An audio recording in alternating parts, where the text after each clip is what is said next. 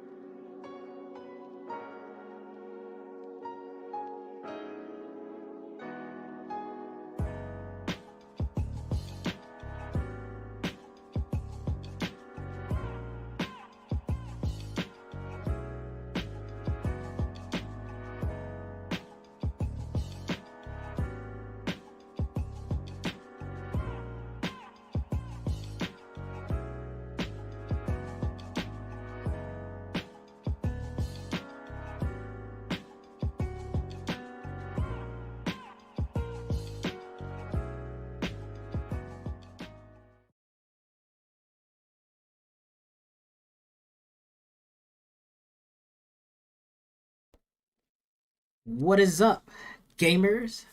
How's everybody doing? And welcome to this live stream video. Yep, if you read the title, trust me, I'm gonna just tell you like this right now. This is definitely going to be a deep dive. I am really diving into the game and trying to explain to you why this game deserves a 10 out of 10 because like again, I'm not even a FromSoftware fanboy. I didn't overhype the game.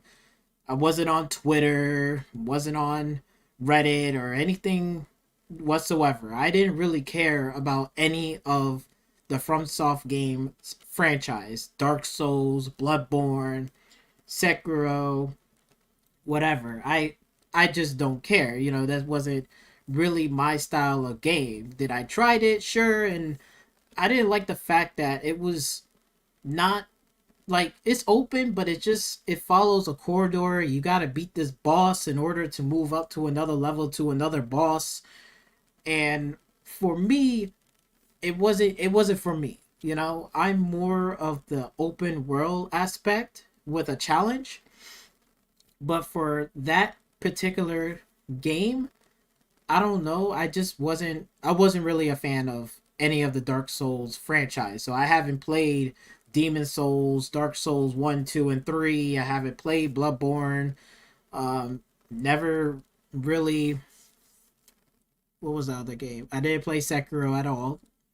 So I didn't play none of those games until this game, Elden Ring. And I sat there, I said, okay, you know what? Let me give this game a try. Maybe this is going to be different for me, right? You know, and once again, I'm not a fan of any of those games. I'm not a fan at all. Not a fan of the team, whatever. I'm not, you know. So just to show you some proof that that I did play the game at that a certain amount of time, and also looking at my all the other games that I have own, which is right here, and I'm playing it on Steam, I'm playing it on PC, and you can see it right there. It's 28.2 hours. So I've been playing this game, and I'm still going to continue playing this game. And mind you, I think this is my third attempt um playing this game. So I have restarted it, restarted it again, to get a better understanding, and also trying to like kind of like change my mindset in terms of playing this game, because this is this type of game that I never had in a very long time, and it's very refreshing.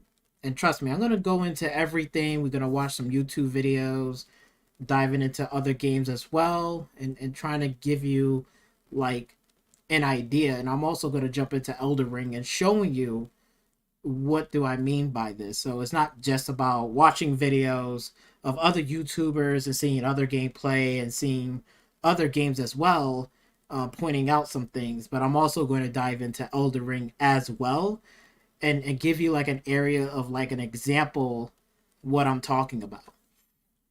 So yeah, this is definitely going to be one of those really interesting videos. And it's definitely going to bring up a lot of things, like again, questions like, does it really need an easy mode? Is the game is super hard? How many times did you die? Did you rage quit? Why did you reset your character 3 to 4 times? Whatever, right? You want to find out everything, what I have done, my experience, right? So from an honest perspective, like again, I never ever played a Front Software game until now. Like really played it. Like, and I'm still going to go back on a live stream and still continue playing this game. for a very long time. Like, it's that game. So just to show you my list of games over here at the corner, I don't know if you can see it. Hold on. Let me just move this over a little bit. Okay, so you can see the list of games right here that I have. I got some VR games. Like again, I got Battlefield, Bioshock, Borderlands 2 and 3, Black Desert Online. You're gonna probably see some Soul-like games, but I haven't gotten too far in that. It's like I kind of like played a little bit, gave up. But when I say Soul-like game, is basically it's not from it's not developed by FromSoftware. Okay, I never played a FromSoftware game at all. Like I never did until now playing Elden Ring. Other games like that, like you could see, where's that game at? I know you probably might see it, but where is it? Somewhere right here. Is it? Right here. So this is another Soul-like game. This. I played this. I played about 6 hours, whatever. I didn't really like it. It's not my cup of tea, whatever. It's I just like, I'm done. I just uninstall it. I didn't want to play it. I might come back and play it. We'll see. But again, I got Monster Hunter World as well, Metro Exodus, like Mafia 1 and 2 and the Definitive Edition, Layers of Fear 1 and 2. So I got some games on here, okay? I got some games. I got Fallout, I got Skyrim, and I love Skyrim. I play Skyrim for many hours, and you can see it right here. It's about 96.4 hours. And every time when I install that game during like winter season, beginning of winter season, I always play Skyrim and go back and play and where I left off. So there's plenty of games on here. Assassin's Creed, Battlefield 4. That's really what I have. Splitgate, Sniper Elite 4. I'm gonna try to play that and finish it too. So yeah, back to Elden Ring. Oh, and then one other thing too. Dragon's Dogma I did play for like 14.9. This is a very challenging game as well. And I know there's gonna be a sequel to it. And I like the mechanics in there so far, but I really want the sequel because it's gonna make it a whole lot better. So I'm gonna wait for that sequel to come out because I know Dragon Dogma 2 is on the way. And then I might come back and dive into this. But back to Elden Ring. Playing it right now is early, like, 28 hours, 0.2. I don't know how you could calculate that. But anyway, I played it for that long. And let me tell you, that game is like, at first, I was like, eh. But then I had to change that type of mindset, playing this game, and then I understand, oh, now I get it. It clicks on me and it grows on me. Now I understand, you know what I'm saying? Um I'll explain that to you because again, let's just do like this. Let's go into some of the things like where Elden Ring was getting slandered, right? It was getting slandered for like number of things, right? It was getting slandered for because the game was difficulty, stuff like that, and this, that, and the third by other devs. If you don't know what I'm talking about, we're talking about this, where again, a score of 97, now it's like a 96, and it's proof, about the UX design, the game UX design, my life is a lie, blah, blah, blah. All these people are just, again, these are devs from other studios. And I think apparently this guy, he's either in the Ubisoft dev right now, in the Ubisoft studios right now. And let me tell you something. I got a Ubisoft game right now, which is Far Cry 4.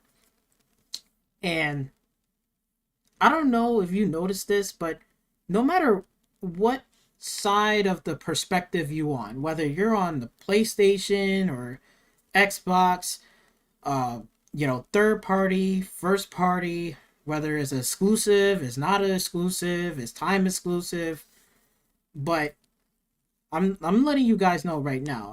I'm not a fanboy of anything. I be very critical of what I say, and also trying to point out things. Again, like for me, playing a racing game, I play mostly all racing games, but I don't play every single racing game if the driving mechanics are garbage.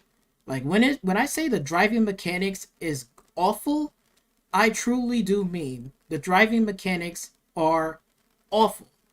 And I will point that out. Like again, and there's some games that has some really great driving mechanics, and I always gonna say, hey, this game does have good driving mechanics. It got good customization and stuff like that. Nothing wrong with the game.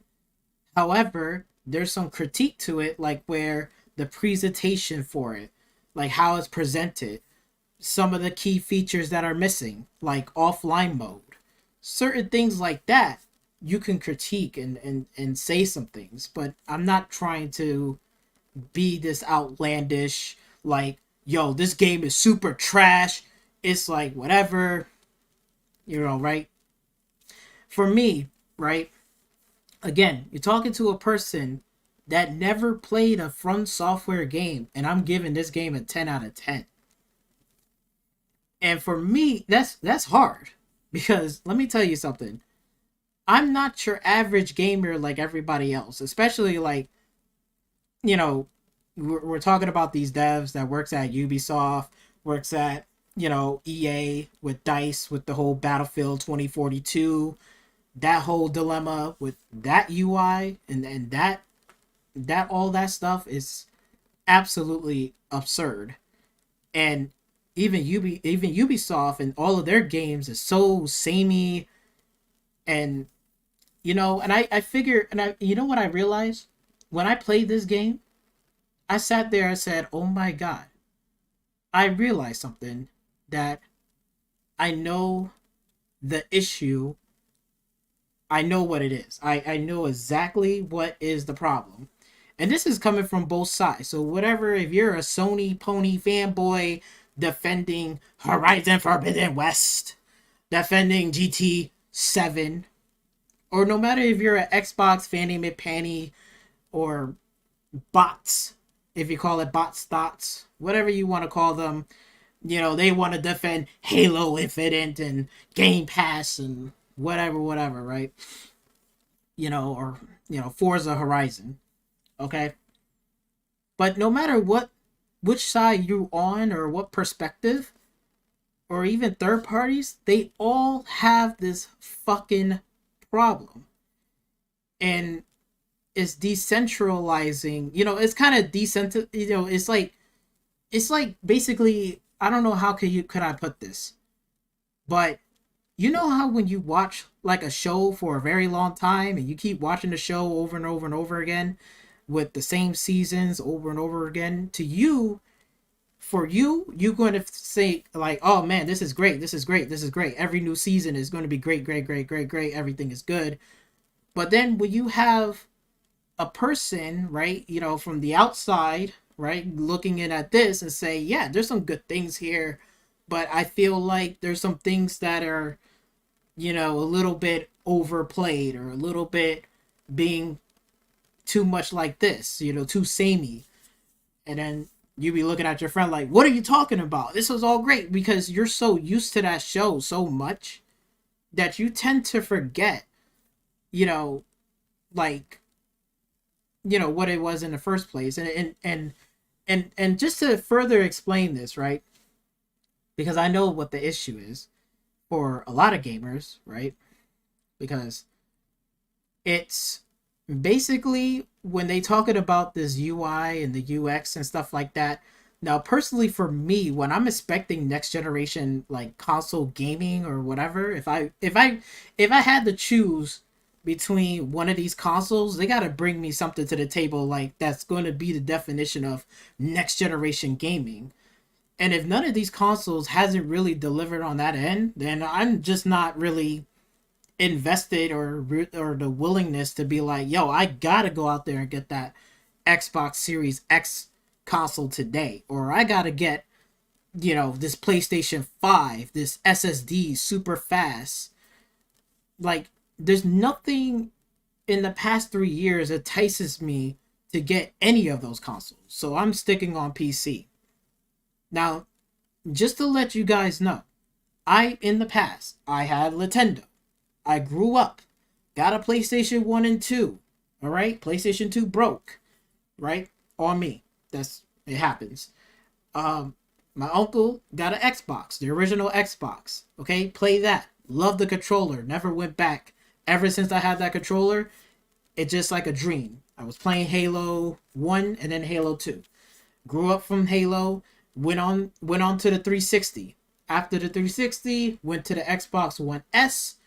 After the S model, going into the new consoles right now in this generation, during this time, I decided I'm going to go on PC. Fuck it. You know, I don't care about consoles anymore. So I grew the fuck up, okay? I was a kid back then. I'm a grown up now. Now I want more things a little bit more tailored for me. I want something that I can feel like I have more control over what I want to do and how I want to go about my shit. You get what I'm saying? So that's the long story short of it. So I play games. I did racing, this, that, and I'm not good at every genre. And I'll give credit where credit is due. But going back to this, the UI, I noticed that every UI, you know, from back then, you know, like PlayStation 3 all the way up to now, it's been the same bullshit. And what I mean by this is that we're going to jump into Far Cry 4. Right? And the problem is the fact that all of these UIs and all of this, you know, map marker indicator, because a lot of people complain about how Elden Ring has don't have this quest, blah blah blah, all this bullshit. And I get, you know what the problem is because these young generation of kids growing up now with these type of games that we're dealing with right now, they all have these UIs that just clutters the whole screen and put a whole bunch of map markers and throw a whole bunch of this, that, and a third, rather than just at default, it should just be clean as a whistle. And then turn on the things that you want to turn on and the things that you just want to turn off. But the gaming, the industry, the company, the developers and the publishers, they did the opposite, where they said, no, we're going to turn on everything for you. We're going to do this thing. So we got used to playing that rather than playing it, everything turned off. Because let me tell you something. I know a lot of people might sit there and say, does Elden Ring needs a easy mode? Does it need an easy mode? And the answer is no. It do not need no fucking easy mode whatsoever. I said it here first. It really don't. It really fucking don't. And when I get into Elden Ring, I'll show you. But just showing you this, right? Far Cry 4, right? This is a game that came out a while ago. Okay? Way, way, way back. Okay? We're all the way up to 6 now. But I wanted to show you something, right? I'm going to show you this, okay? And I want you to tell me that if I'm wrong about this. But to be honest, I think we just got so used to all of these HUD elements and everything, the map markers, this and that, just giving us all the information. We've been fed so like over and over and over and over again. Okay? So let me go turn down the volume. I'm going to just turn it down a bit because I don't want this.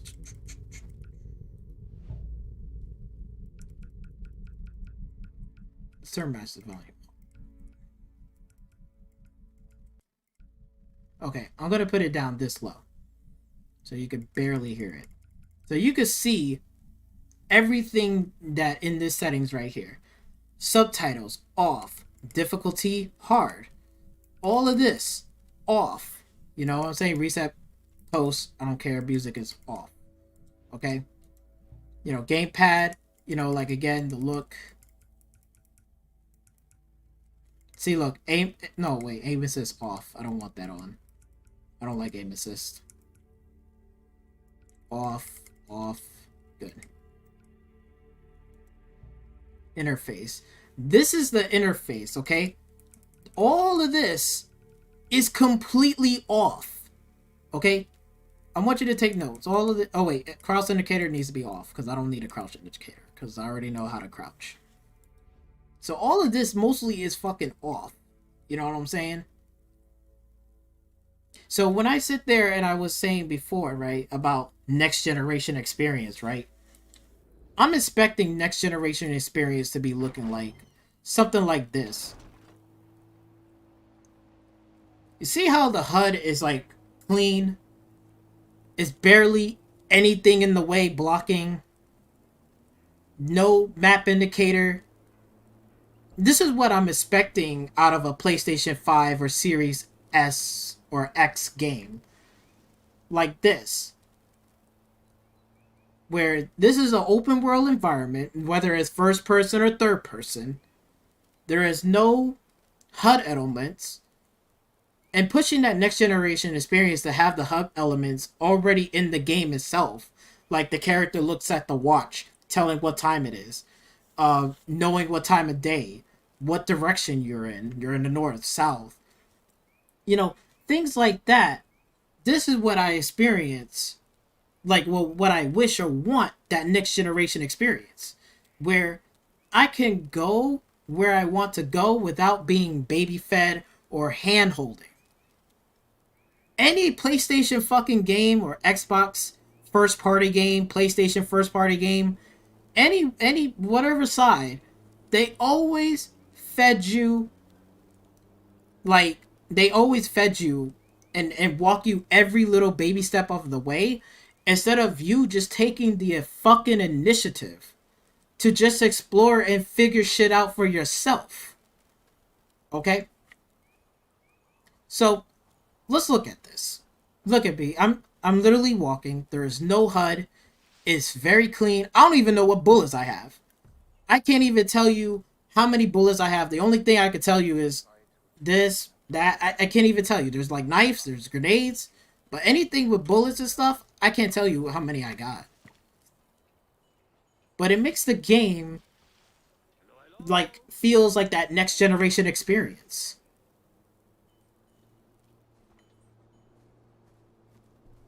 You know, this is what I've been looking for and hoping for. You know? And this makes the game so much fun and interesting. No reticle display.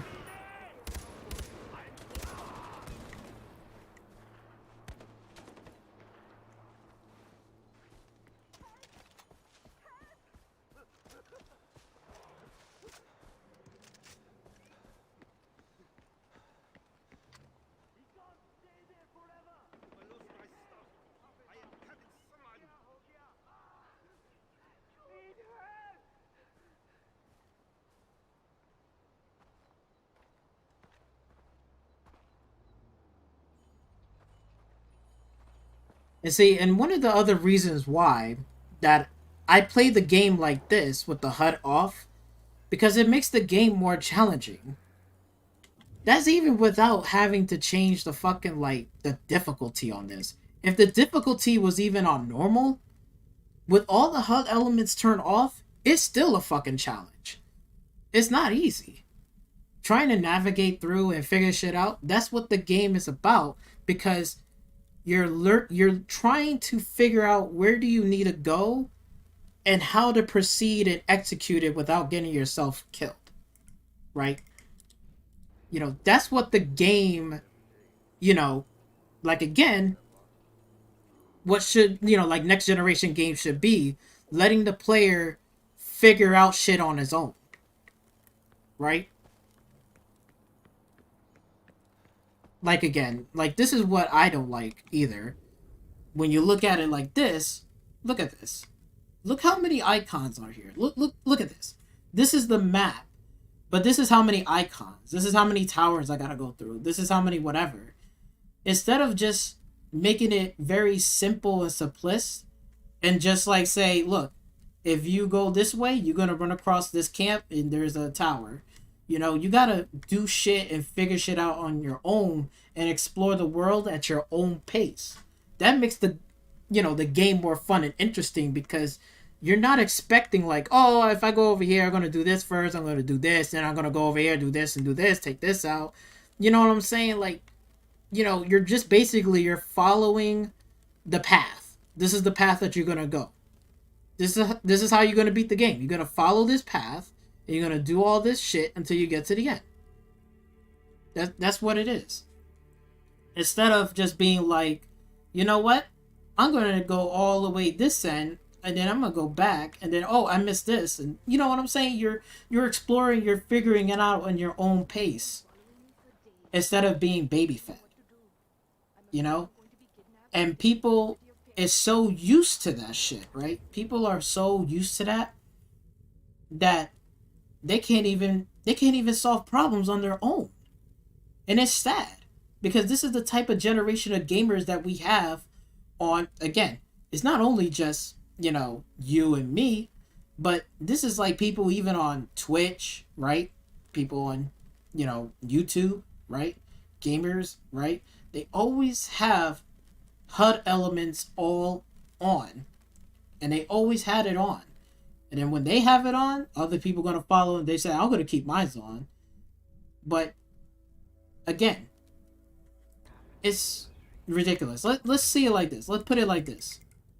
Let's say we turn the interfaces to reset it to default, right? Let's put it to default.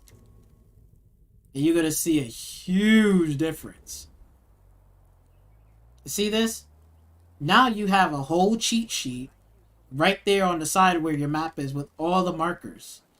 Now you got to see where you got to go. Oh, I got to go this way. Oh, look, there's another race over here. I got to do this, right? Here's my health bar. And there's certain things that are cool, like, HUD, you got to have some type of HUD elements, but, like, sometimes you don't want it a cheat sheet. Like that, for example, like you see the red dot, he's coming towards me, I know exactly where the fuck he is. So, let's say you was in a real life or death gunfight, it's not really rewarding because of the fact that you already know where they're going to be coming from.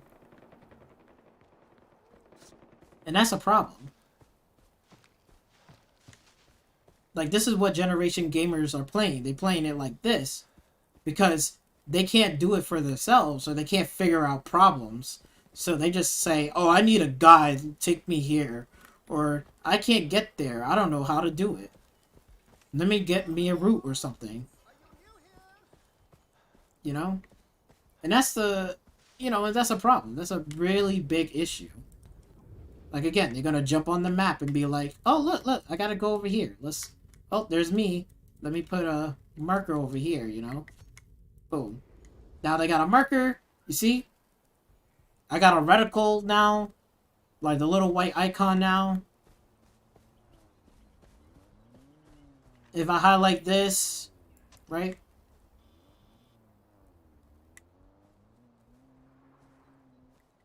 I don't think I got the toggling interface. Okay, so see, you got toggle off, on, then they got, like, again, when you want to highlight stuff, you can.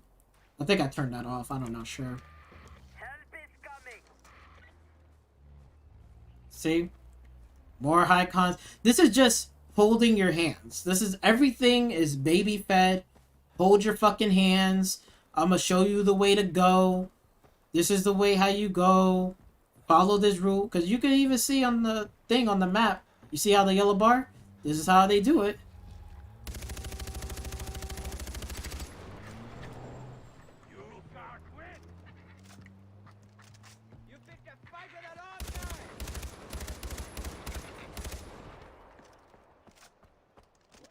And this is the problem. This is exactly the problem. I know you can highlight animals and stuff in the game, so there's that. You know, this is exactly why this generation is so fucked up, because they being fed like this, so it just makes the game more easier for them. And it's nothing to have a challenge. So even if you was playing Horizon Forbidden West, this is exactly what you guys are playing and doing.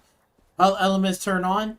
No matter what difficulty you put it on, you're still playing it on easy mode because you're being fed with all the information and shit. Right? That's what it is. Look at this. I'm gonna go up to this encampment and shit, right? I'm gonna kill myself by accident. But I'm gonna fire and you're gonna see what I'm talking about, right? I'll go up to this encampment, right? I know where all the diamonds are at. I know where all this at. Now when I shoot, look, all the enemies come out. Look, I know where they're facing. Know how they're coming. This is all baby fed, you know what I'm saying? How is this a fun game or challenging? Right? See? It just makes the game not fun. It makes the game unrewarding, and you know. But this is what next generation gamers are playing.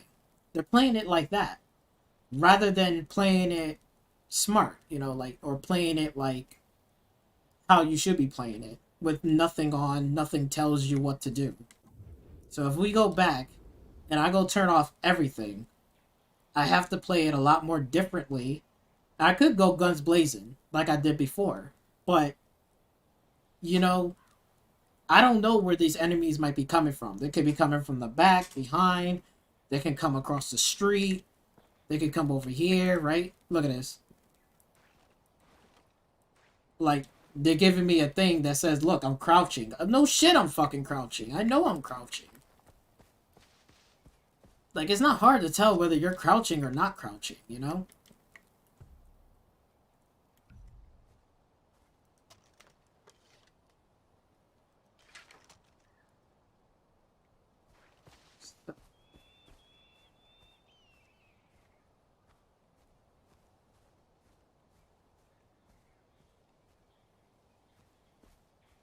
Okay, so let's try this. Let's turn the interface, all this off. I'm not going to be baby fed, because I don't want to be fed with all that bullshit. But again, it's happening to every side. Like, no matter if it's PlayStation, Xbox, first-party studios, third-party studios, exclusive games, non-exclusive, time exclusive. Most of these fucking devs are making like HUD elements like this and baby fed us and being hold our hands and shit. Now this is the way how I'm gonna play it. Not knowing how much bullets I have left or anything like that. I mean, yes, I didn't know, but let's say if I didn't know, I gotta come prepared. Then I gotta figure out what's the best way to get in here, right?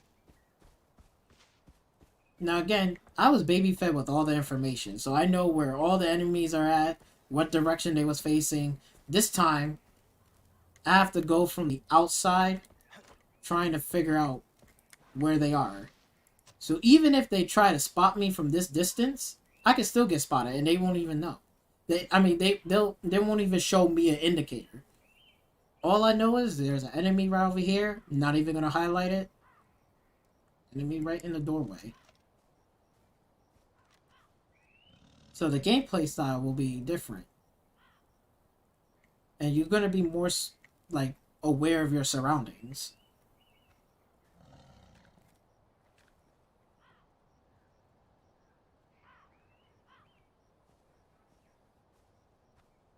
See, look, there's a tiger right over there. I didn't even know there was a tiger. Just me practicing on my hyper awareness. You know?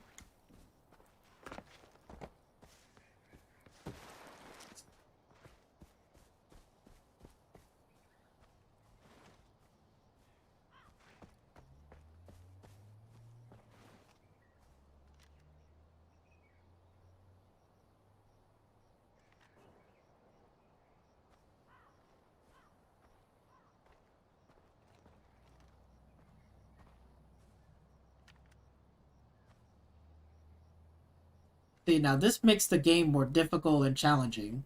And also, it makes you think. You gotta think about how I'm going to approach the situation. And that's what Elden Ring does. It helps you to think and solve problems.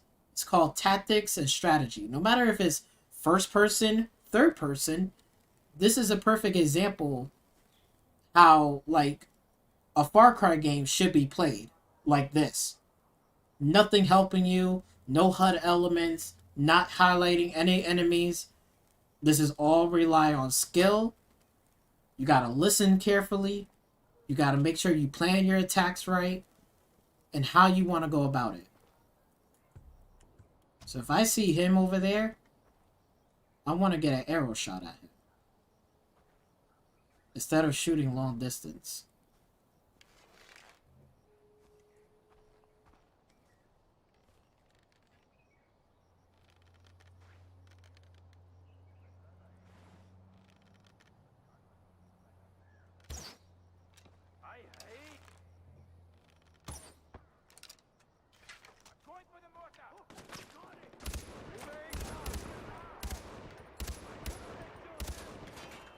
But just giving you an example.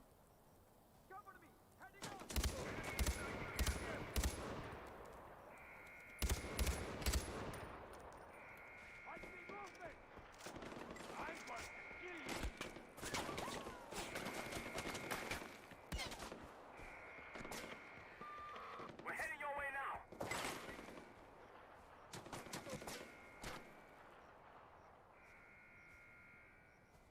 See, now it makes it harder because I don't know where they're coming from.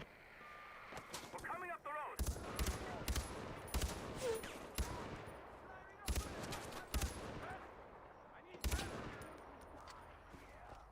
Moving out. Stop.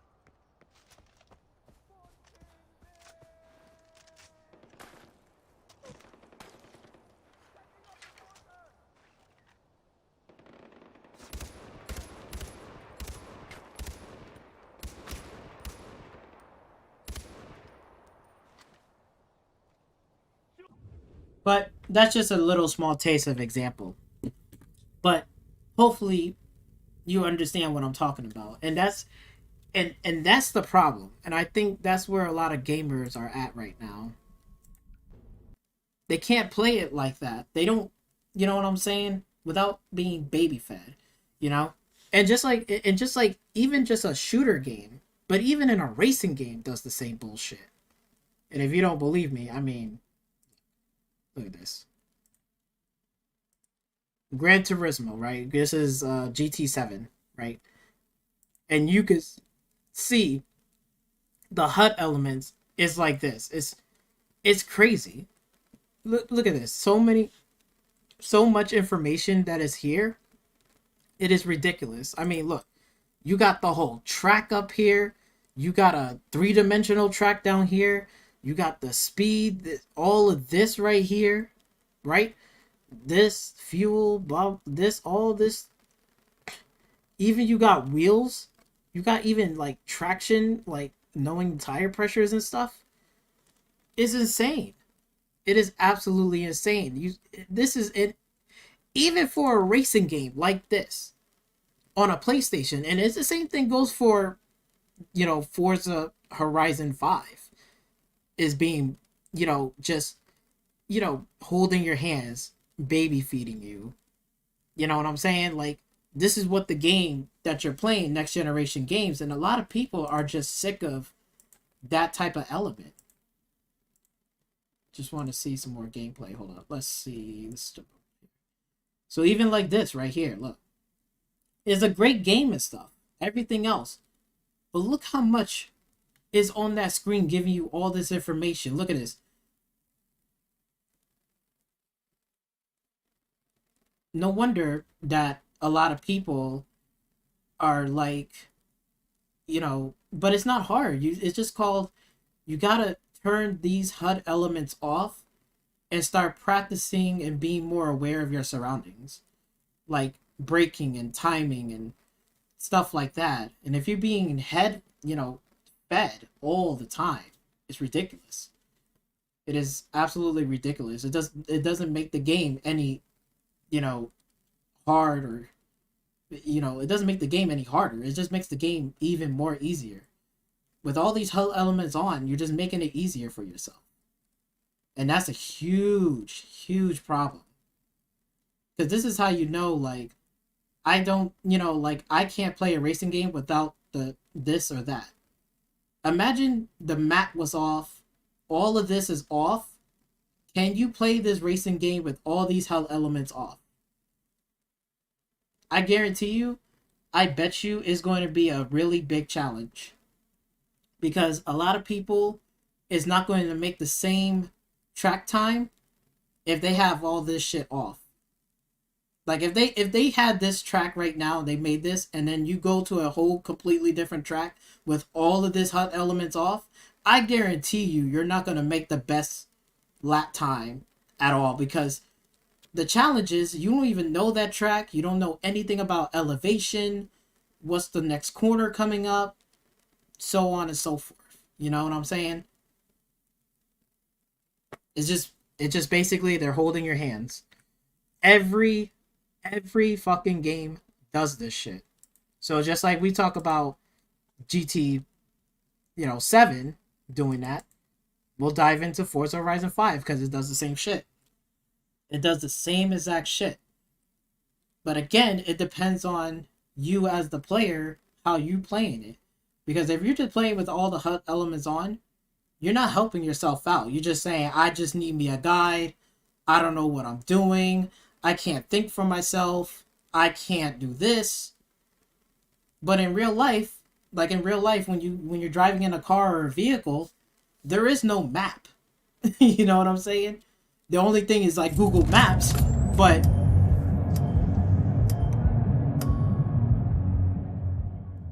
sorry about that, it's loud.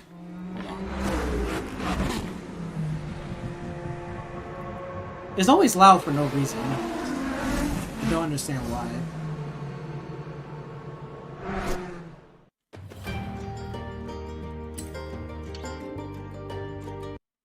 Okay.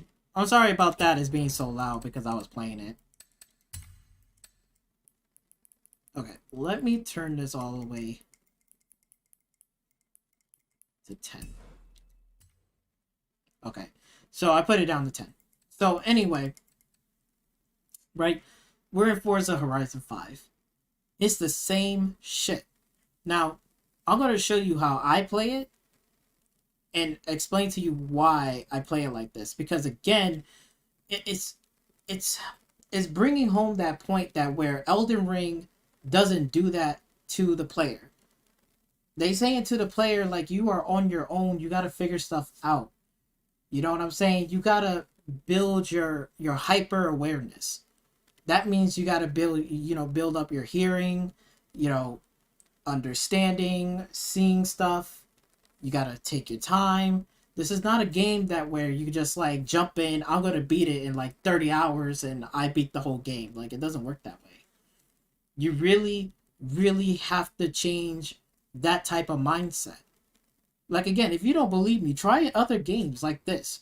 Try even your own fucking game. If you talk about Horizon Forbidden West, turn all the fucking HUD elements off. I want you to turn each and every HUD element off, and I want you to go play the game just like that.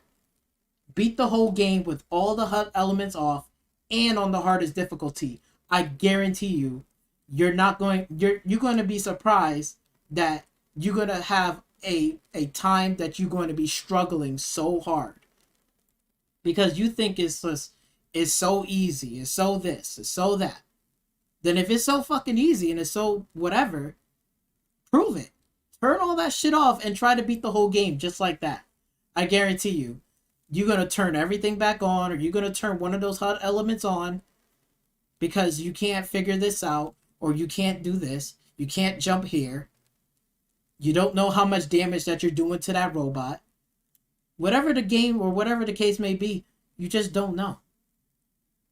So I'm going to show you this. See?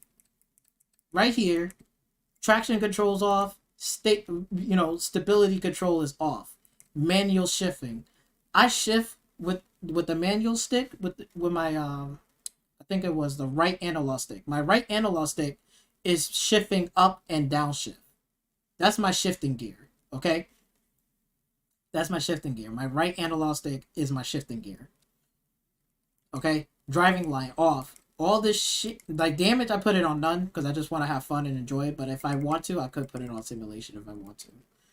I got rewind feature off. Expert difficulty, you know? That's where I'm at in this game, right? And look at the HUD elements. Most of this shit is off. The only thing is like lap time and position if I'm playing like a real race, but even just open world, you know, environment, you know, the only thing I have on is like the analog unit, whatever. Most of this shit is all off. You know, I try to turn everything off, not, you know, whatever, right? And this is how I play it.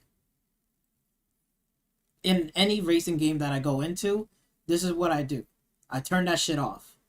Because it's not helping me out to keep the skills where I'm at now in terms of figuring out and problem solving. Instead of being hand-fed over and over and over again, I get sick of it. But a lot of these new generation gamers, they love it. They love to get hand-fed. And you may not realize I'm being hand-fed, but you've been hand-fed this whole entire fucking time.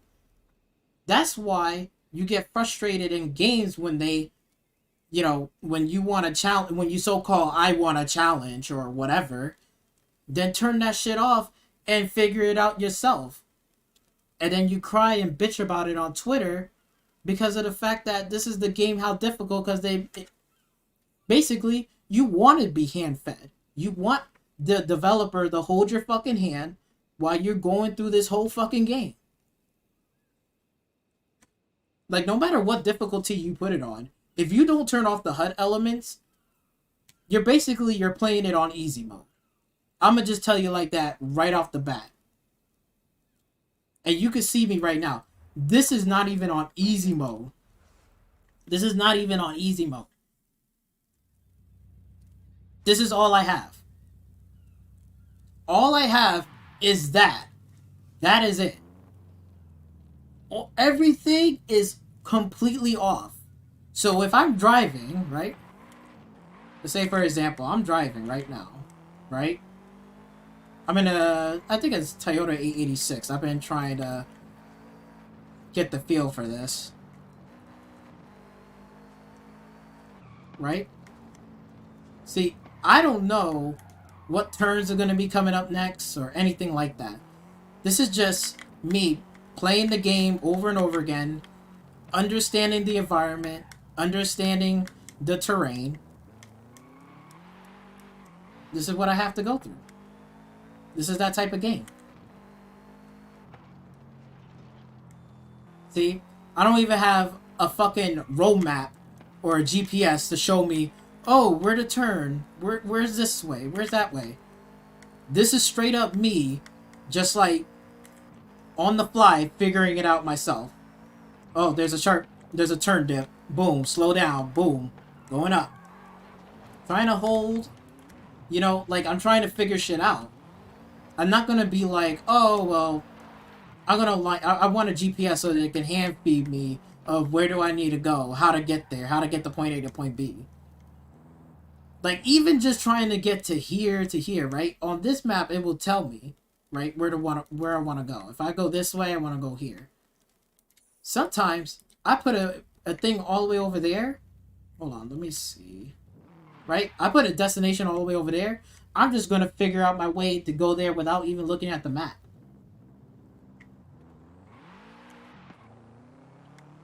And there's multiple ways to get there. But I'm not being hand-fed, you know what I'm saying?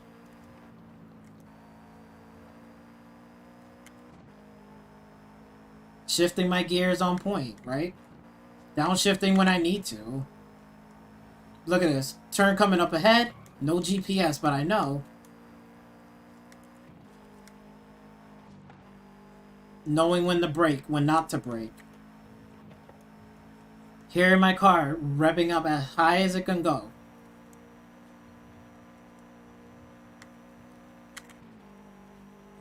and shifting the gears where I need to.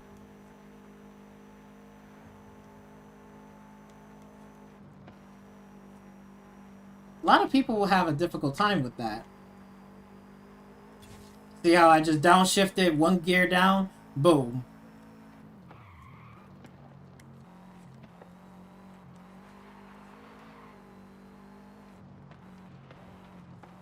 I guarantee you a lot of people cannot play GT Sport without having the map. But in real life, in like the real racing, there is no map. There is no map. You gotta go race around the track a few times to get used to it. Then once you get used to it, then you start making your moves. That's what you do in racing. They don't give you a GPS. They say, look, you're on this track, you're racing on this track. They did like 2 practice runs, whatever. They do 2 round the lap, showing you what you need to do, and you're on your own. Good luck remembering all the hairpin turns and stuff. That's what real like racing drivers, racing sims has to deal with. They don't got fucking maps and shit. All they have is just themselves and just being aware of their surroundings. That's all they have. Their senses. That's all they fucking gotta rely on. Everything else is up to them as the driver, what they need to do.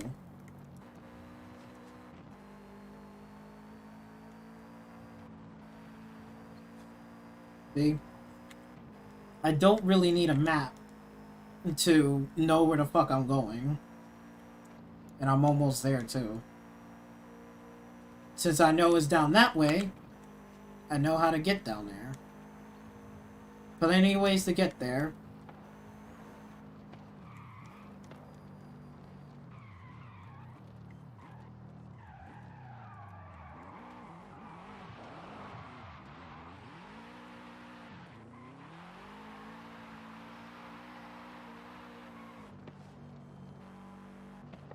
Now let's see if we could turn on all of the HUD elements. Let's say on default, right? Watch this. Now let's put HUD elements on default. Alright? So we're gonna reset it to default. And then you can see how much are we being baby fed. You can see how much are we being baby fed. Look, we got a map marker right there. We gotta know where we're going, GPS style. So it's just giving us all the information like, oh, look, this is going to be a spiral turn over here. It's going to be over here, you know? Right? This is what we got to deal with. And it's ridiculous, you know? It really is ridiculous. See, we made it. All the map markers are there. You know, you got your avatar link. All this shit. This is why I turn most of that shit off. It's annoying. Look at this. Icons for like race players, where they at in the world. Not a bad thing, but like sometimes it's annoying. I don't want that shit. I want a clean screen and just my little thing and just me figuring out the road. Like, it's just spoiling me for the next turn because I'm like, oh, look, sharp turn. Gotta slow down. Because I'm looking at my GPS. Now I know what I need to do, how to maneuver that. It's ridiculous. But this is the baby fed. How they just baby feeding you all the way through. Just like it's no different looking on the map. Right? Baby feeding you all of this shit. Mostly for me, I just want it all off. Drive where I want to go. Now you see, the GPS is a lot more cleaner, not a whole bunch of shit. Just makes me want to figure shit out.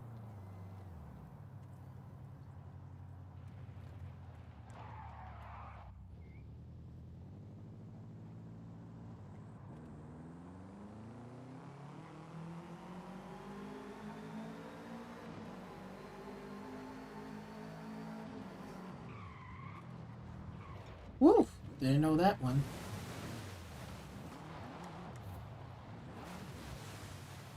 But you get my point. Okay? You get my point. That's basically what it is. It's just baby fed you. It's no different from, again, just one last thing. It's no different from like, even from like Halo Infinite. It does the same exact shit. HUD elements on the screen, know where the enemies are. Most of this shit, I turn that shit off because I want to challenge myself in figuring out how much bullets do I really have left. How many enemies do I really have? Like, I'm really keeping track of it.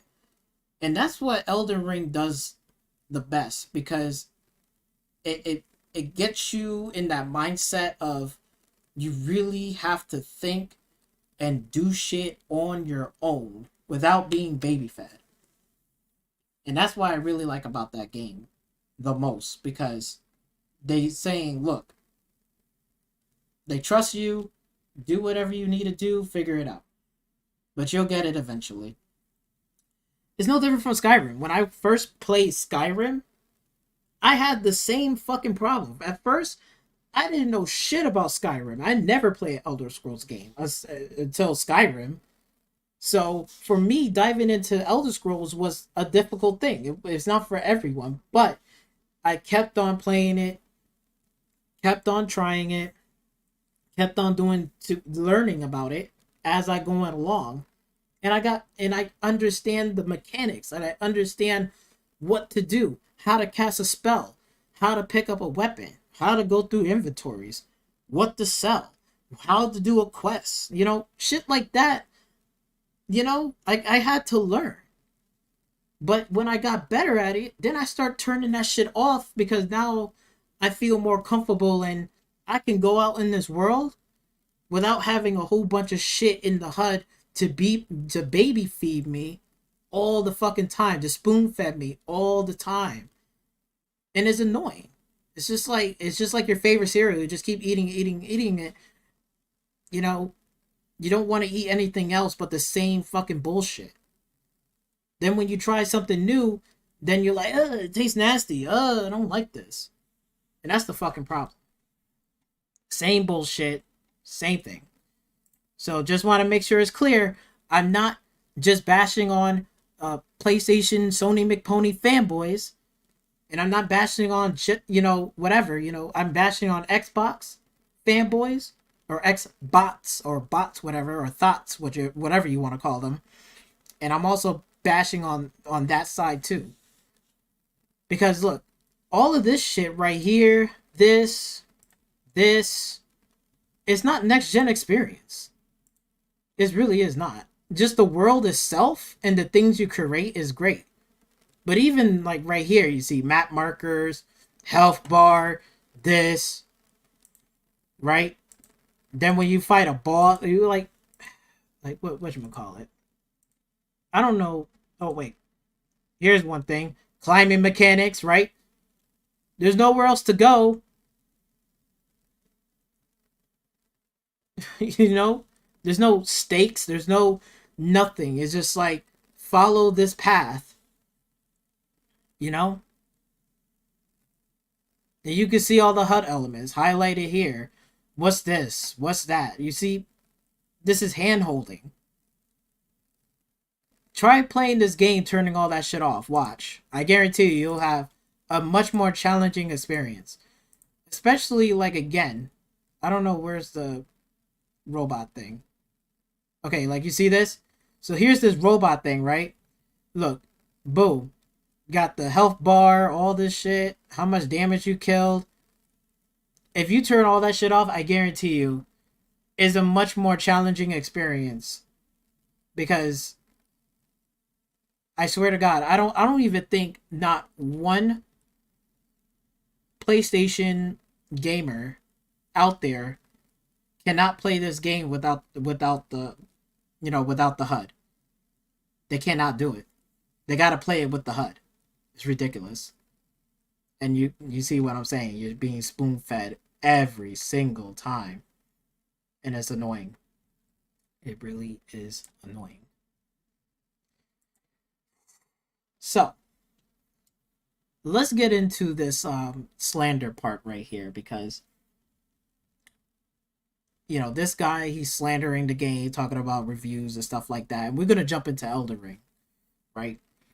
And I'll give you some real examples and show you many different things why it deserved a 10 out of 10 and why I gave it a 10 out of 10. And again, I came in there with the expectations of, and again, I'm not even getting paid. This is not even a clickbait. This is not even whatever. It's not. It's definitely not. This is like my honest, true to God, I understand why this game is so damn good. I understand it now. Like I mentioned before, but there's other things as well I think a lot of people miss. But let's get into this slander into the Elden Ring, because a lot of people play it and they feel da da da da da. But don't worry, I got you. I got this, don't worry. So, today I'll be giving you guys a review of Elden Ring. No spoilers and none of that other nonsense, and we're going to get straight to the point. Essentially, don't buy this game. That's the easy answer. Now, if you want the long answer, stay until the end and you will find out. Essentially, in a nutshell, though, the name of the game should not be called Elden Ring. The name of the game should be called You Died. No shit. You are going to die in this game. What do you expect? In every fucking video game, you are going to fail and you're going to die. And that's okay. Even in a fucking racing game, you are going to fail in a racing game. You're not going to become in first place every single time, unless like you put it on easy mode. But if you were playing on the hardest difficulty, and like I showed you even in, you know, Forza Horizon 5, and I showed you all of my settings, that's how I play it. There is no map markers. There is no, map for me to show me the world. Give me the GPS. Where do I need to go? There's none of that shit. The only thing I have on there is the fucking speed indicator. That is it. That is it. What is there that I'm cheating off of? You know what I'm saying? In real life, in a car, I got a speed odometer. I got all this shit, the gas, the mileage, right? Even I don't even care about that. I just care about me and the car and how it feels and my speed odometer. That's all I care about, and the gas. That is it. If there's something went wrong, yeah, whatever, you got an indicator for that. But again, in a racing game, right, you got all of this bullshit on the screen just baby feeds you all the time. Like, come on. When the last time you ever play a game with the fucking HUD elements turn off?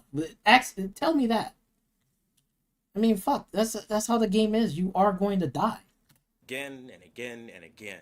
Because that's all you're really going to spend most of your time doing. You're going to die because the game has no easy difficulty and, frankly, is extremely hard. And it does not need an easy difficulty, and it's really not that fucking hard. When I go into the Elden Ring game, I'm going to explain to you why it's not that fucking difficult.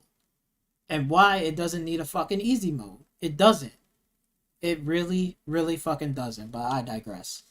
And Bandai Namco likes to do this a lot in a lot of their games where they make it just insanely difficult. And the difficulty spikes when you get to certain bosses it's so unfair that you'll find yourself spending so many hours losing time away from your life. So I would say this game is...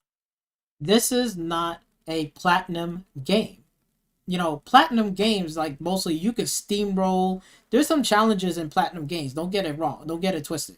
But even if you put it on easy, you could steamroll a lot of that shit really easy and whatever. And that's great and stuff. But sometimes you also got to challenge yourself as a player. How much can I really do this without being spoon-fed? Right? Like again, perfect example. If you was playing Horizon Forbidden West, and you turn off every HUD element off and you play the whole game like that, can you fucking beat that game without any HUD elements, any direction, any help? The only thing you ever going to look at is a map, and that is it. Everything else you got to figure out. Are you capable of doing it? And a lot of players, probably 90% of fucking players out there, whether you so-called, I'm a hardcore, I'm a casual, they can't even play that shit with the fucking HUD off. They can't. They can't, because every live stream and every Twitch stream that you see, I'm not even talking about Elden Ring. I'm talking about just other games in general. All of their shit, their HUD elements are fucking on to the max. Every Twitch stream is. Every gamer that's playing that game, HUD elements are on. When the last time I ever seen a player put it on harder difficulty and turn the fucking HUD element off and figure it out for yourself? I never seen not one Twitch streamer does that yet. I bet you. And tell me that I'm wrong. It's for somebody who really is looking for a sandbox. They have no family, no friends, no life. What the fuck does that have to do with anything? No family, no friends, no... What the fuck? What are you talking about? And they have literally thousands of hours to grind away on a game to level up enough so that they don't end up losing. Because I tell you one thing about this game that's not really a spoiler, but something you should know. When you die, you lose everything you collected. You don't lose everything. The only thing you're losing is like your ruins, and that's about it. Like the currency in the game. Other than that, all of your weapons are still there. Everything else is still there. It's just the ruins you're just gonna lose. That's pretty much it. So I don't know what the fuck are you talking about. You don't lose everything. You don't lose like your shield, the weapons you already grinded and upgraded. You don't lose none of that shit. It's still all there. I don't know what the fuck are you talking about, because I died many times and my shit is still there. The fuck? Obviously, you haven't played the game too well. Everything. That means you start over. So leveling up is extremely hard because of the nature of the game and its difficulty level. And it's not fun. There's nothing. It's not that difficult. And the game is not supposed to be fun. Okay? I mean, it's supposed to be fun, like it is. Because it's funny how some of these deaths can be died in very funniest ways. But it's a challenging game. That's what the whole game is about. But there's a lot of things that are missing. But let's hear this fucking slander that this fucking dude is saying. God knows, I don't even know what the fuck this Something is. fun about this game for somebody who is new to the franchise. I think if you're somebody who played something like Dark Souls before, you probably would like it. But if you're somebody new, the menu is cluttered. It's really hard to... The menu is not fucking cluttered. What in the fuck are you talking about? The menu is not even cluttered. I can fucking read this shit without a fucking problem. Clutter? Clutter? You want to see a menu that's fucking clutter? Go on fucking... You put on a Ubisoft game. Put on a Ubisoft game. Put on Assassin's Creed. The latest one. Look at that fucking menu clutter. To read, and it's not user interface friendly. And then the controls, and then... Interface... Wait, friendly? What? And the controls, you can actually change and keybind the controls the way you want to. So they're not locking you out on it. So if you don't like the scheme that they have set up, you can always change it. You can always switch it around to whatever fucking button that you want to put. Guess what I did? I did that. The fuck? I didn't play it on default. I just switched the controllers the way in the input buttons the way I want to play, so I feel comfortable with it. It's not fucking hard. It's in the fucking menu. Damn, is gamers are this fucking lazy in this generation that you can't fucking change shit? Are you fucking serious? Come on now. All of this is just clunky. The whole game feels like a clunker, right? And then you look at the graphic style. It's a joke. It is literally... It is not a joke. The graphics are fine. I don't have an issue with it. I'm playing it on medium because I want a good frame rate. So, the graphics? I don't care about the fucking graphics. It's the fucking gameplay. Okay? I like to see the gameplay how it is, and the gameplay outshines that. For real. Not even joking. Literally a joke. It is like last gen being sold for new gen. And Digital Foundry did a full breakdown kind of confirming everything I already knew playing the game, and most of us Yes, I get about the PC issue. Yes, there's frame rate stutters and shit like that. Yes, I have experienced that too. And that is a problem. I'm not gonna sweep that shit under the rug. I'm not gonna sweep it under the rug. That is an issue. That is a problem. You are fucking right on that. But everything else from the fucking a minute and 50 seconds into this video, before that, everything you said from the beginning is like absolutely fucking hysterical. Like, are you like, did you even play this game, or you didn't, or did you even try? Did you even use your fucking brain? Like, you want to be spoon fed? Okay. Already knew playing the game that the game's frame rates are trash. Like you pay so much money. And I agree with that. The frame rate was trash. I can agree with that. But again, it's gonna be patches. They're gonna work on it. They're gonna make it better. But I can agree on that. On day one launch, it was rough. I don't know if it improved since then. Hopefully it did. But other than that, I give you credit on that. That I can sit there and say, yes, I can totally agree with you on that. You ain't saying nothing wrong about that section. Money for these consoles, these next-gen consoles, just to get scammed. I mean, who here is sick and tired of 4K? How the fuck? Wait, getting scammed? I mean, like, PlayStation been scamming. I mean, like, the fuck?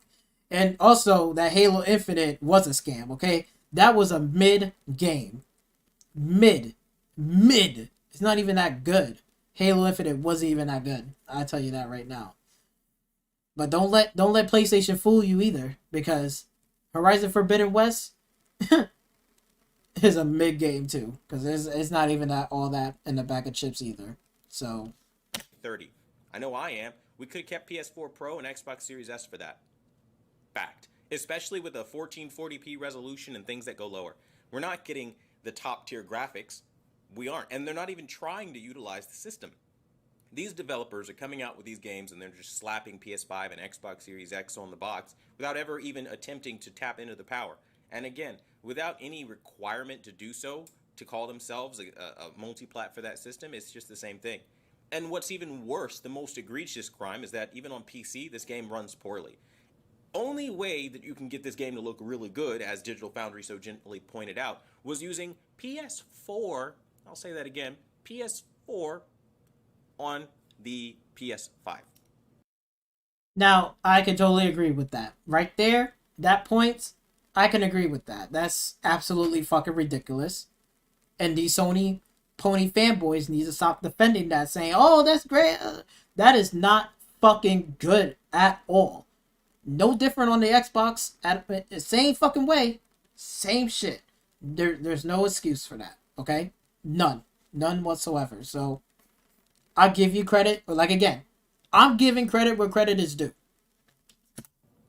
Why would I do that? Like, I don't understand, like, who they made this game for, where, like, you want low frame rates, but that for me, that's a massive deal breaker. I'm a massive motion buff, and to do something like that is unacceptable. That's why I got me a PC, because I don't want to deal with that kind of bullshit and that so-called next generation experience. Fuck that bullshit. I'll just grab me a PC and make my own next generation experience.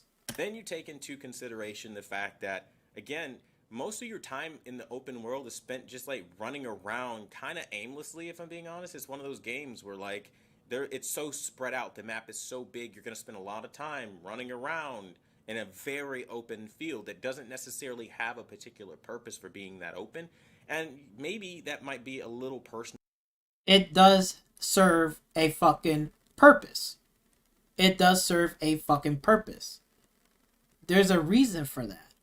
Because, okay, the reason why they did that is because of the fact that they want you to explore every nook and cranny to find and discover secrets and things that you probably fucking miss. And when we jump into Elden Ring, I'm gonna show you that. But there's a reason for that. No gripe for me that most might not share, but I'd like there to be a purpose to almost everything. Like, everything is interactable and things like that, but it just doesn't feel like that. So basically, you want to play a game that's hold your hands, let me guide you through, follow the yellow brick road, follow the light, follow the waypoint, follow the guidance. You know, you want to be spoon-fed. You can't think on your own. You can't figure shit out. You just want to be spoon-fed. Got you. I guess the initial point of this video is to say that, like, unless you are somebody who wants a severe challenge, I mean, you're the kind of person, you like dying 500 times in a row, and you like restarting and literally losing everything and going back to a save point, starting from scratch. If you like that kind of thing, Elden Ring is your game. If you don't like dying again and again and again and again and again, don't buy this game. If you get frustrated very easily, I don't understand why people like get frustrated of dying over and over again. Like, it was no different back in like Super Nintendo's days, right? Super Mario, right? You miss a fucking jump, you miss this, you die, you have to start back from the fucking beginning and work your way back to that fucking level yet again. That's how it was. Shit, you know, no different from Street Fighter, right? You play the campaign, you pick a fighter that you really like. You master that fighter, and there's going to be times there are fighters that are going to be really good and have skill. That AI is going to whoop your fucking ass, and you're going to have to start back from the fucking beginning. It is what it is. What the fuck? You're going to win a fight, and you're going to lose a fight. Hello. That's just what the game is. Just like in racing, you're going to be in first place, or you're going to be in last place. Right? You're going to be in the middle of the pack, you're going to be in third place. Shit happens. You're not going to win every single race every single time. Imagine if every race sped you fucking every W win. Even no matter how outlandish it is, whether you crash into a wall, you bounce off the wall, and let's say every car passed you, and let's say once you pass that finish line, even though like 4 cars was past you already, and they won the race, the game will still tell you still win in first place. How the fuck is that satisfying? Does that sound satisfying to y'all? Does that sound like, yo, that's the greatest game of all time? I want to be spoon-fed first place every single time, even though I lost a fight and I got my ass whooped by an AI bot, but I still win this game. I'm still in first place. I still defeated this monster. No, the fuck you did it. It's ridiculous. Easily, or you come home from work and you're just trying to unwind and relax, this is not a game for you. And I think without spoiling any parts of the story, which is lackluster by the way, I don't think, like, again, you know what the problem is? It's because these are the type of gamers, this is the type of casual gamer, just want to come home, rush through the game, play through the game, get this quest marker, jump here, get through the shortcut, get this story cut scene, move on to the next scene really fast. This is dumb. They just want to snap their fingers and just like, hurry up, get ready for the next one. Instead of, you know, really taking a step back and going in a different perspective. You know, and you gotta play the game in a different perspective, in a different way, you know, than your usual one and done games, right? I mean, come on now, like you gotta take a step back and play it in a different perspective and a different, you know, a way of playing it and thinking, because if you try to go into that mindset and just like, I gotta beat this game, I gotta beat this boss, like, it's not forcing you to beat this boss. There's nothing pushing you to say you got to beat this boss in order to pass to this level. That's not what the game is. The game is trying to tell you is you can leave at any given time. Go make yourself powerful and come back and whoop his ass. That's what basically the game is telling you. You could do what you want to do. You have full control of the situation. And a lot of gamers are being put off by that. I don't understand why.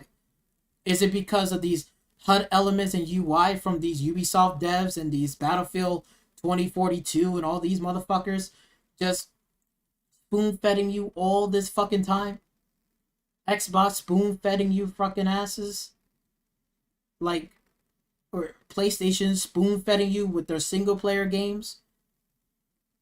You know what I'm saying? I don't like, again, if I hear people saying, "Oh, I beat Horizon Forbidden West, I so-called blah blah blah, this, that, and the third," right?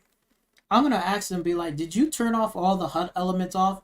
And if the answer is no, I did not turn that off, I'm gonna be like, "Then you played it on easy mode."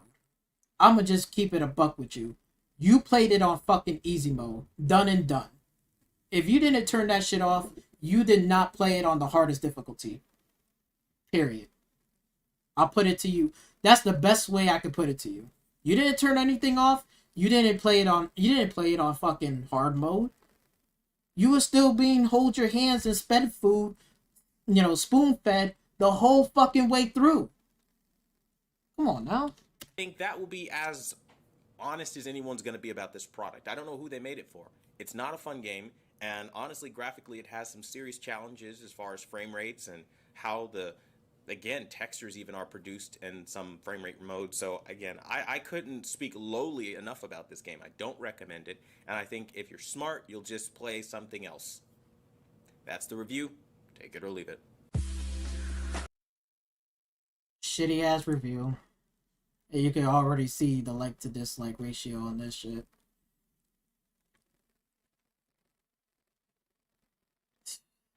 Ridiculous. Ridiculous.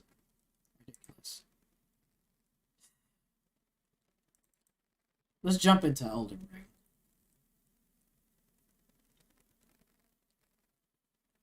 It's not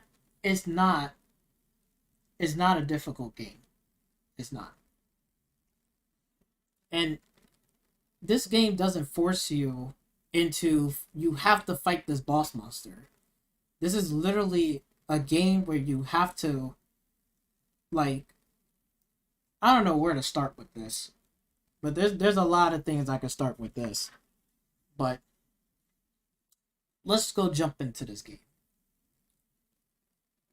And after when I get this game loaded up and stuff, I'm going to, whatchamacallit. Hold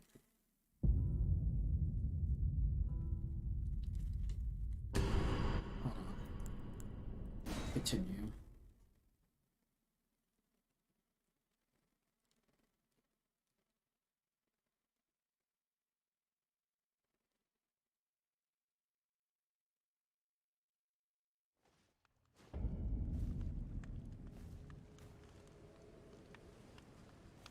Okay.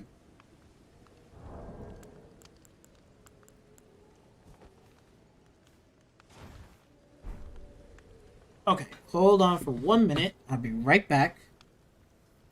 It ain't gonna take me that long. Hold on for 1 minute.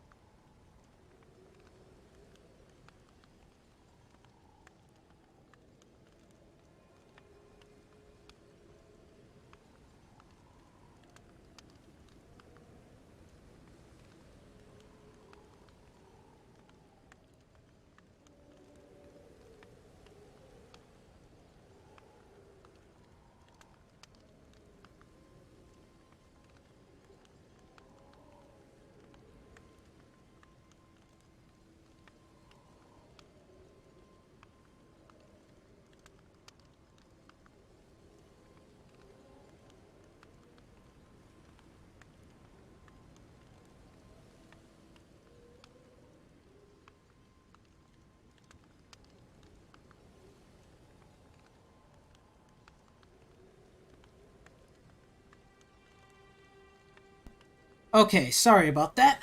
Now I am back. So.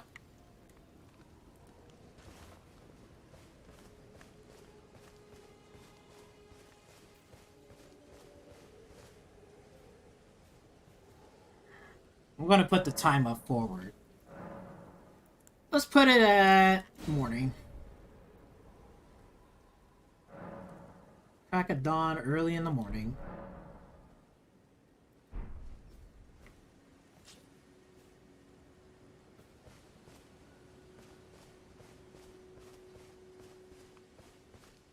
So what I'm going to do is...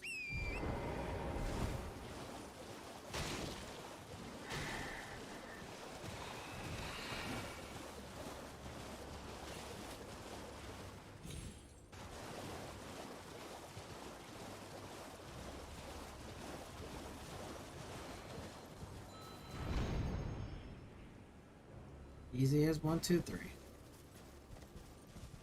Now, I did defeat this boss right here. This was a very hard boss. Okay? Very hard. I'm playing this game to enjoy myself. Right? Just to give you an idea, right? Where's my stats are, right? Everything else. So here's my equipment that I have. Here's all the stats that I have right here. Right? Now, I want you to look at this for a minute, because I know that, you know, the reason why so many people are getting so frustrated about the game, because of the fact that they don't understand about the game and the world and the elements itself. Okay? They don't understand about stats and equipment, the gear. Trust me, I was in the same boat. I did not understand a damn thing on this screen. I didn't know nothing about this. Nothing. But I can read everything fucking clearly. Okay? And if I didn't understand what this means or what this does, was that, guess what I did? I looked it up. I looked it up on the internet. I looked it up on YouTube. Just to give me an idea and explain what are these stats means. What does this mean? What if I equip this? Does this do this amount of damage? What does it acquire for me? Like, these are things right here are basic fucking things to, you know, like, hello? Like, even right there at the corner, I have a heavy load. Meaning that I'm not going to move or do like this. So I'm going to go very slow because I got too much weight. So how do I lose that weight? I need to unequip shit. See? Unequip that. Unequip that. Now I just got this and this instead of my arrows. Now, move a lot faster. The point is, what I'm trying to get at with y'all is the fact that you have to understand the gameplay mechanics in the game. In order to play this game, whether you're, like, again, a newcomer coming in, you know, and if you're a vet, you probably got this down packed. But even so, you still got to understand the situation and how to run it, you know, how to do shit. You know, you can't just pick up the game and be expecting that the shit is just going to be spoon-fed to you. You know what I'm saying? And you can see right here, just so to make sure that the controllers are... I changed the fucking controllers. I changed the button layout for my own self. Everything is still pretty much the same except for the guard. I just switched it from, instead of guard being LB, I put guard as L and then put my skill into LB. Okay?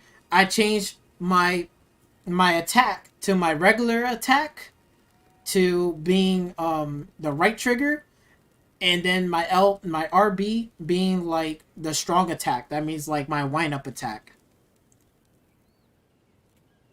So, you know what I'm saying? Like, let me go make sure I have the triggers. There we go.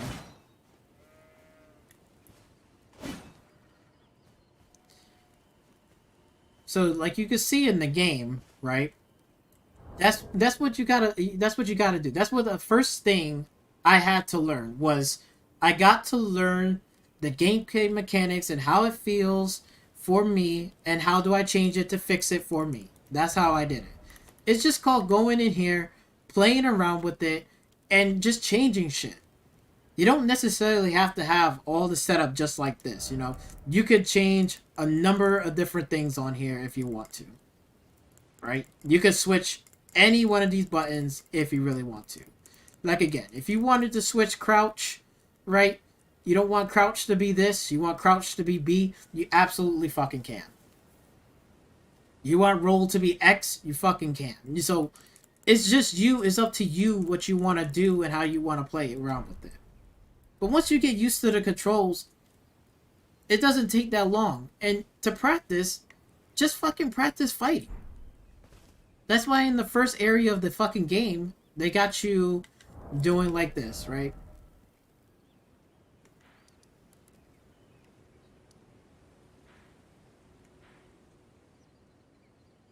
In the first area of the game right here in the church, that's what they got you doing. They got you fighting like regular things so you can get used to the combat. That's what the game is meant to be. You got to get used to it first and see how it fits for you and the controls. And if you don't like it, change it. That's why it's there for. That's why I changed my shit to be like this. So it makes it easier for me that, oh, I can attack with this. And then there's my special attack. Here's my block. Here's my special. Boom. Easy. I changed that shit. Damn, I don't have to be spoon-fed to change fucking controllers, you know? To change layouts and shit. Look at this. That's why they got you practicing in this area so you can get used to the combat.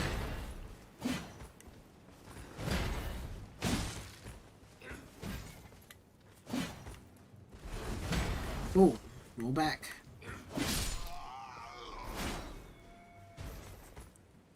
Once you start practicing over and over again with just these regular, like, whatever, and you feel comfortable, then you can move on to the next area over the hill where it's just a little bit more difficult. But it's good to practice. When you practice, makes perfect. And when you keep on getting used to the controllers, if you don't like the controller layout, again, go into the fucking system and change it. If you don't like it, change it. You don't like how the controller scheme's laid out? You can always change them. Look at this, see? Block. Boom. Attack.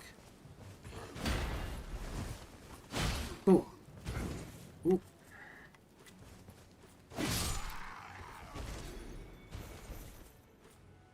Before, it was difficult to fight him. Right? But now, I practiced. That's what I did. I got it down pat. I got the controllers how the way I want to. That's what they do in the first area of the fucking game. And like again, even that horse, I came back and I whooped his ass. I didn't whoop his ass from the fucking beginning of the game. You know? I wasn't an idiot. I gotta be like, okay, realistically, I can't beat that fucking horse, dude. I don't even got a horse of myself. How can I beat him? So I went, got stronger, came back with a better weapon, and I fucked his ass up. It took me maybe like, what, 5, 6, 7, 8 deaths? But after when I got down the pattern, and I know what to do, what not to do, where to strike, when to wind up my attack. Right? Come on now. Fuck. It's not forcing you. This game is not forcing you to beat every boss in the game like this. And another slander that a lot of people has this fucking problem is that, oh, they don't tell me where to go. Do you not see this? Do you see that? Do you see that fucking, like, that mist glowy thing that's, like, floating all the way up there? Where is it pointing to? Oh my god, it's pointing in that fucking direction. Wow, I guess I need to be spoon-fed to figure out, oh, I gotta go this way. Duh. I'm fucking slow. I'm retarded. I can't understand. Come on now. Come on now. Okay? Let's go back to the beginning. Let's go back to the beginning. Right? Back to the beginning when we was in the cave, okay? Let's go back to the beginning. Right? This is back from the beginning, right? This is the cave situation, okay? Right? You go through here. This is like the tutorial. Wait, actually, better yet. Let me go back up top. Makes it easier to explain.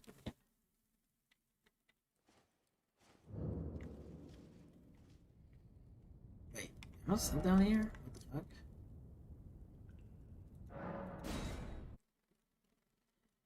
Let me see. I think it's up here, if I'm not mistaken. Hopefully it is. Makes it easier. Okay, yep. So we're right here. Okay. So. Right. So, you basically wake up. You start from here, from the beginning of the game. Okay? Now, what I mentioned earlier, right? What I mentioned earlier was the fact that in this game, like when I was saying about earlier, like you gotta play this in a different mindset that you never played before. This mindset that I was talking about is the fact that you have to fucking look at the details and look around in your surroundings. Okay? This game wants you to be on your toes and not just breeze on through. Because a lot of people that came playing the first time in Elden Ring, they had no fucking clue that down here, this is a tutorial thing that they'll show you how to play the game and beat boss monsters, how to fight. There's a tutorial thing right the fuck down there. But no, people are like this. I'm just gonna scoop on by over here. I'm just gonna go. And even like the game doesn't tell you like, it's a tutorial. Because if you read it, it says, the cave of knowledge lies below. Knowledge, that means knowing what to do. How to fucking play the game. They didn't tell you spell it out and say, this is the tutorial down there, down below. Like, they're not spoon-feeding you. They're saying, like, look, there's a tutorial down there, but we're going to put it in this wording. If you want to go down there, go down there.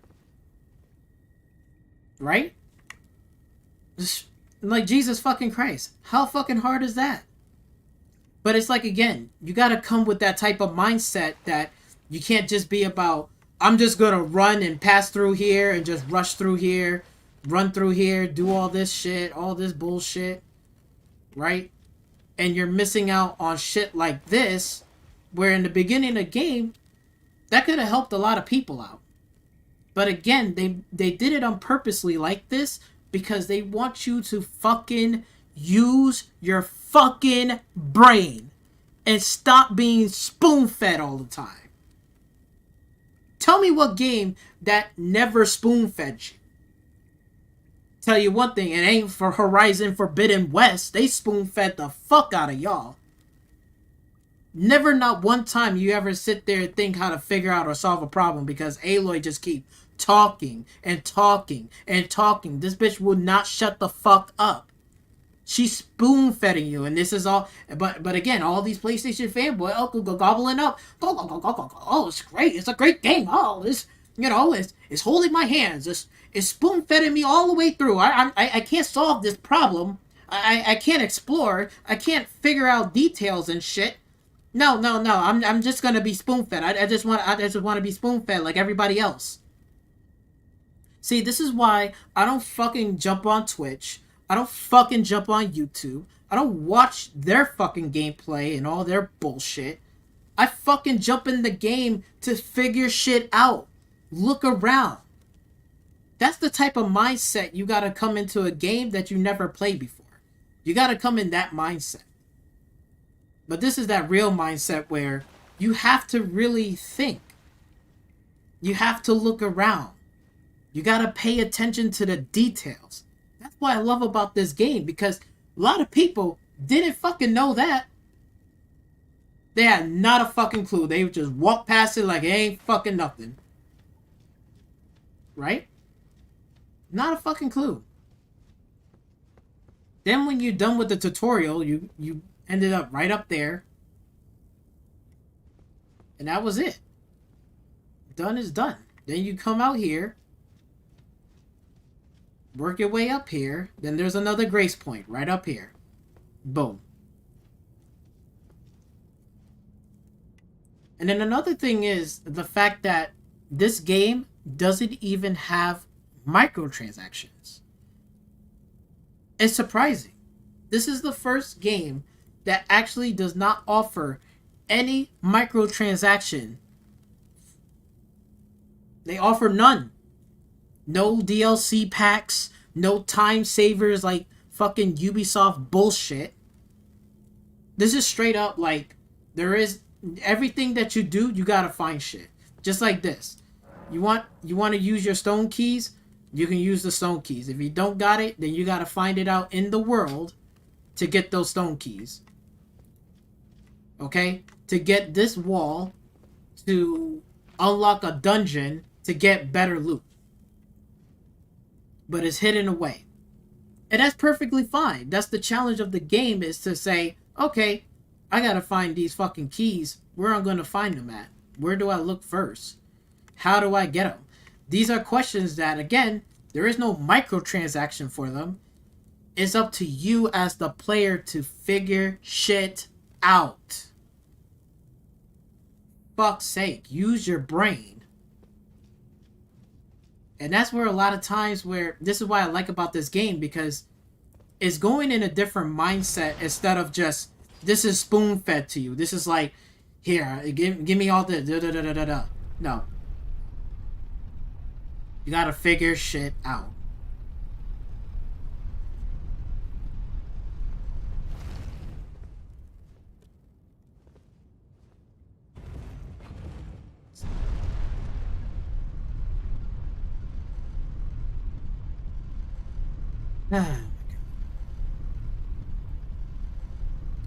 So with that being said, right? Knowing where to go and how to do stuff, right? You come up to this world, right? Boom, you're in Limgrave, right? Then you got another grace point right here. Boom, you go to the grace point. Then there's a grace point, and you can fucking see where's the next grace point is located at. Like, I don't know how fucking clueless can you fucking be, but it's literally staring at your fucking face.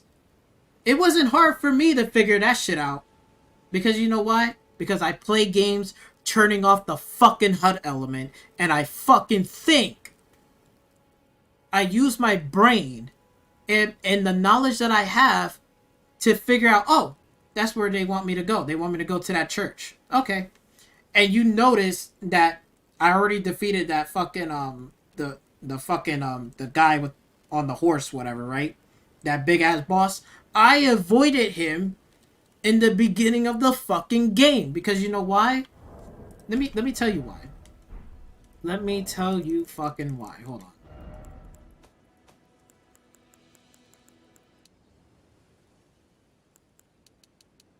Let me just lower this down for a minute. Okay, let me tell you why that, you know, I avoided that monster. It's because I know better that my gear is not capable of beating him. So this game is not forcing you to beat him. They're not sitting there like Dark Souls where it's like, okay, here's this level, but before you pass this level, you got to defeat that boss. You can't go nowhere else until you defeat that boss. This is not that type of Dark Soul type of game. This is freedom. You can go wherever the fuck you want to go. If you don't want to go to the church, you don't fucking have to. You could literally go any direction where you want to go to start off your journey. That's what you could do. Okay? And a lot of people come to this NPC to talk to him, right? If you attack him, what do you expect? He's going to attack you as well. It's no different from fucking real life. You gotta start thinking to yourself, Like, even in a video game, you going to have consequences. You did this to this person, he's gonna fuck your ass up, of course. So if you did that and then you keep on getting your ass whooped over and over and over, then it's time to reset the fucking game from the beginning. You learned your fucking lesson, and you're gonna sit there and say, you know what? I'm not gonna fucking hit him. Because I don't want to fight him. And I don't want to keep dying because I hit somebody. You see him, he ain't doing shit. This is what I'm talking about. Where these developers is not holding your hand. You did something in the game and you hit somebody, you try to whatever, they're gonna fucking kill you, dumbass. Hello? What do you expect? You expecting this game is supposed to be your friends and hold your fucking hands? No, asshole. It's you against the fucking world itself. The world itself is you against the fucking whole world itself. This world that we're in right now is you against them. So if somebody like this person ain't fucking attack you, don't fuck with him. Come on now. Are you really that much of a fucking noob that you gotta fucking attack every single fucking thing that you do? Come on now. Slap some fucking sense into you. This is where I've been trying to tell you. This game is like basically like, think of it like this. Think of like a real world situation right now, what's going on in the Ukraine, right? Right, with the whole bombing, it's like a war zone over there, okay? It's not a city no more. It's a war zone, okay? Now imagine you just plop there in the middle of nowhere in that war zone with nothing but the clothes behind your back. You only got a loaf of bread. You only got a lighter and no water. You all the way in the Russian territory. You're very close to the Russian territory borders. Okay? You can be captured and killed at any given time. What in the fuck are you going to do? This is what... Picture that type of scenario and put this in, and put that in this game. This is a game. Yes, it's a video game. Yes, this is not like, whatever. But in this game, it's a life or death situation. Yes, you're gonna die and reborn over and over again, but their stakes are in place. It's no different from the fucking real world. People's livelihood is in stake. If civilians stay there, or whatever, elderly stay there, they end up gonna most likely get killed and buried in the fucking rubble. It's no different from playing this game in Elden Ring. That's the type of mindset you gotta put your mind at. Don't think of it as, this is just a game, I get it, it's a game. But you gotta but this is more than just a game. This is a life or death situation. This is more like, you gotta be very, very patient. You gotta take your time. You gotta be patient. You gotta be aware about shit. You gotta learn shit. Like I said, let's put that scenario. You plop in the middle of the fucking war zone. What are you going to do?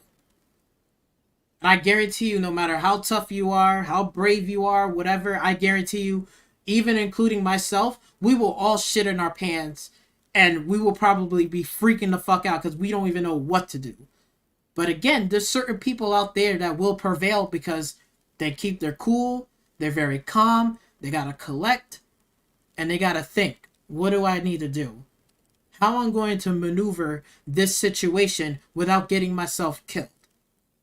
Or without getting myself captured and being used as a bargaining chip? That's real life situation. That's real world shit. I know that's kind of extreme, but take that and scale it down to this game. That's how it is in this game. Right? If I swing at this NPC, he's gonna fucking swing at me and try to kill me. That's consequences. Now him just standing there, I could talk to him. Well done. Look. Indeed. You made it through that entire mess all the way to Stormvale. And off you trotted to the round table hold. My Look at this. sincerest congratulations. But how did you find the round table? Oh, you don't have to say it. Before, the round table was chock full of venerated warriors. But now, it's home to puff chests and has-beens. I fear you've been terribly disappointed. I don't blame you. But still, the round table has its perks. Why not earn a seat? Fly straight and true, so to speak.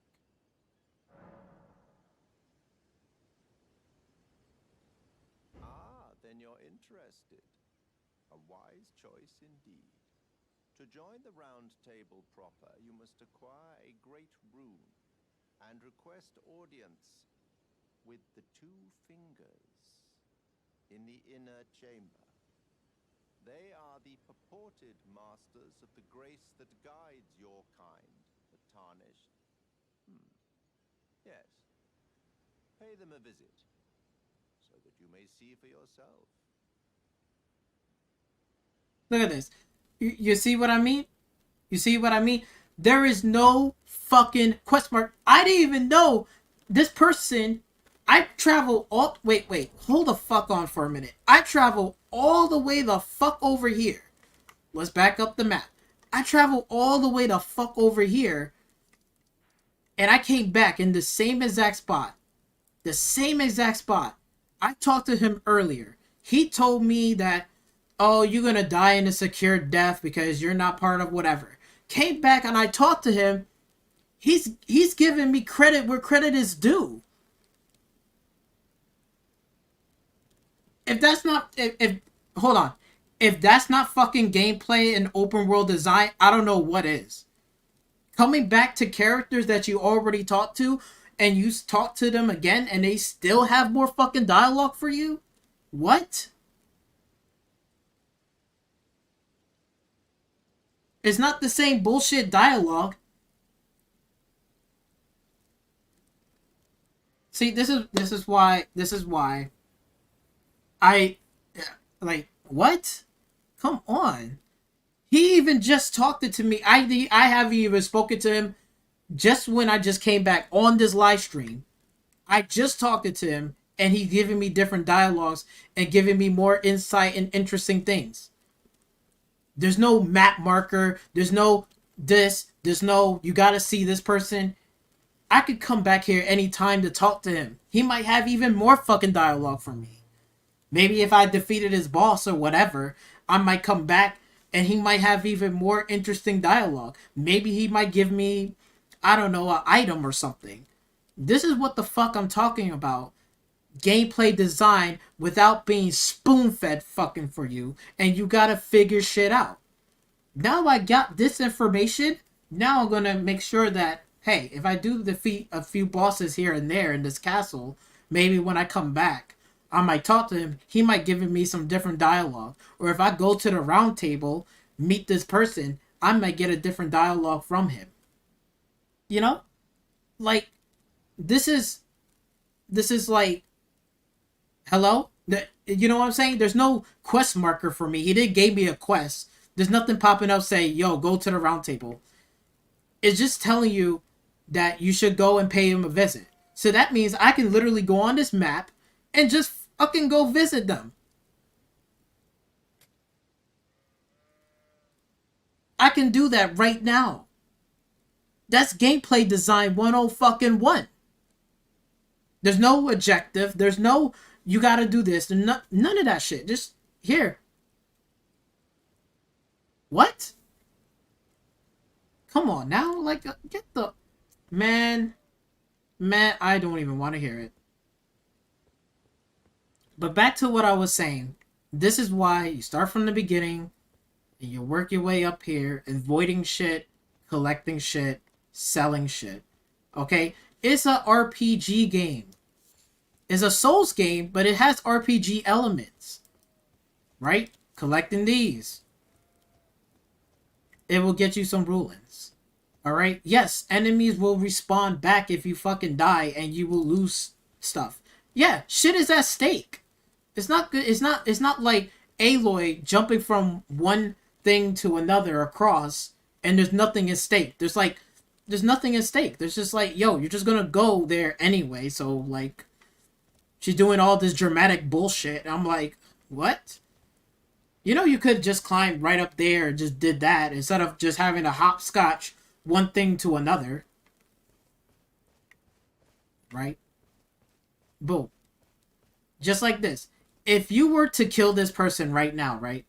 There's another thing too. If you were to kill this merchant right now, this merchant is not going to respawn back. So that means you're going to be unable to sell items to him and buy stuff from him. If you decide to kill him. I decide not to kill him because he's useful because I need to buy certain things and weapons. This is what I'm talking about. You know? In other games, guess what they're going to do? They're going to make you hit like an invisible wall. Like if you just did like this, they'll just go right through their body and then be like, press Y to talk to him. Hello, how you doing? Yep, nothing to see here. And then just the same fucking dialogue over and over and over again. There's no consequences because you could swing at him, try to kill this person, the merch or whatever, and he will not die. That's in other games, but in this game, it's for real. If you killed him, he's not coming back. He's not going to respawn. That is it for that character. Just like that character all the way up in the front door. If I kill him, he's not going to come back. That's gameplay 101. This is real shit. The only thing that's coming back is the fucking monsters and shit like that and the whatever because you need that to level yourself up. And I did a whole live stream of farming this area, and it's really not that hard to collect all the runes and farm the area and level up. I mean, shit. Jesus Christ. Like, you could even see all of my stats. And I'm on, like, what? I'm on level 33. Level 33. Okay? I don't have everything in the world, but I'm enjoying myself because I'm taking my time. That's another thing, too. I'm not rushing through this game because the last 3 attempts that I tried to do, I did the same bullshit kind of mindset of just trying to get through the game, And I said to myself, I gotta stop doing that. I gotta learn the mechanics and not rush to get through another area like everybody else on fucking YouTube and Twitch. I need to go at my own pace. And that's exactly what the fuck I did. I farmed this area for at least 3 hours to fucking get the weapons, the upgrades, and the shit that I need before I sit there and say, okay, I feel comfortable enough. I'm going to venture out into the next area or the next grace point. But I made sure I did everything here and tried to explore and did what I can before I start adventuring. And that's how you get powerful gear. You learn stuff new. You get more stuff. You know, and stuff like that. And I know another thing too is, well, what about the whatchamacallit, the horse? Like, yo, it's like a horse simulator, right? It's like you gotta ride on the horse. The horse is only good for certain situations. Like this. It's good for that. But it's not good for everything. Because you're missing out on a whole bunch of shit. For example, hold on. Just to let you know, right? I don't know if you noticed this. But let's take a little trip right up here. This is where that shack, where you're going to meet that lady that's been sitting on the shack on the side, whatever. And she was telling this really sad and mundane story, right? See, look. Look at this. Oh my god. Look, once I unlocked the round table, right? She was sitting right here, and I had her jellyfish and everything. She left. She's at the round table now. She's not here.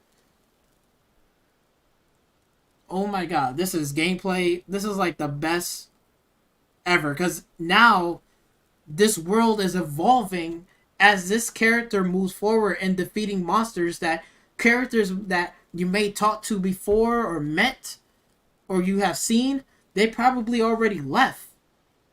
And they're not there. They're at the round table. Look at this. She left this shit right here. Boom. Got a golden seed. I didn't fucking know that. I'm discovering new shit as I'm playing this fucking game. This keeps getting better and better. Now I'm gonna make sure that, hey, maybe if I go back to some of these characters, talk to them, see whatever, maybe there might be dialogue that might change. There might be things that I may not know or events that might be triggered. I didn't fucking know that. She gave me a jellyfish. Imagine me not coming back here. What? It's crazy. I got a golden seed. I got an extra one. So now I can use it, right? Go right here. Now I can use that. Done.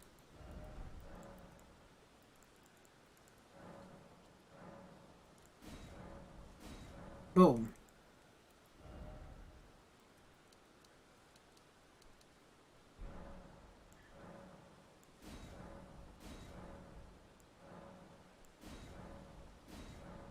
Not enough golden seed. Okay, so I need a few more. But if I did, I would have to just upgrade my shit and I'm all set.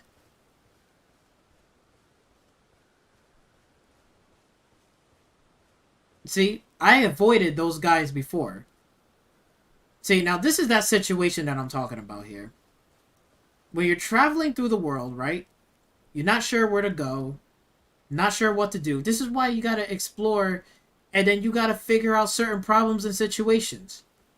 Now again, look. If I know I cannot take them on all at once, it's 1 against fucking 4. Okay? This is where the game comes in so fucking well. I love so much because they don't handhold you. This is the next thing I'm going to tell you. It's called strategy and tactics. Strategy and fucking tactics. Without being handheld. And using the tools which you got available. Okay? Now, I got this long-range weapon on me, right? Now, I could change that and say, okay, I might use my sword for this for close-quarter combat. Or I could use this to kind of keep enemies away from me. And on top of that, I got a bow and arrow, so I could shoot from a distance. So let me do like this. I'm going to shoot from a distance if I want to take them out. I want to lure each and every one of them over here. Now, I can be a fucking idiot or whatever. If I'm really strong enough, I can go out there and just slaughter them all without a problem, right? But if you know you're a fucking weakling, right, like me, that, 4 against 1, I might get slaughtered or get killed. So what is my strategy? You know what? If I use the bow and arrow, right? And I already got my arrows, right? Now, I can figure out to shoot an arrow and have them coming towards me down here. I just need to get a little bit closer and it will happen. And maybe do it behind their backs.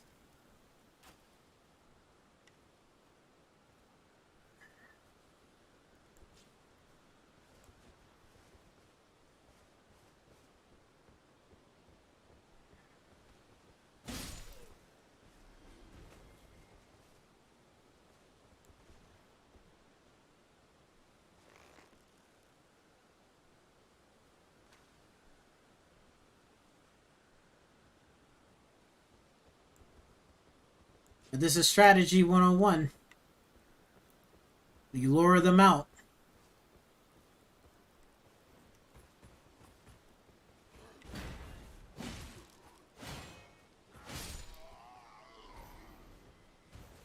There we go. Boom. Done. Now since it's 2 against 1, this is going to be easy.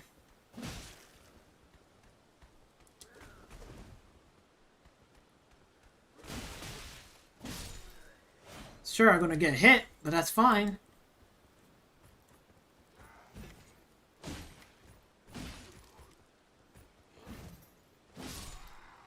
Keep enemies at a distance. Boom. Pick up their shit and keep going. Strategy and tactics, everybody. Strategies and tactics. It's not that fucking hard to do.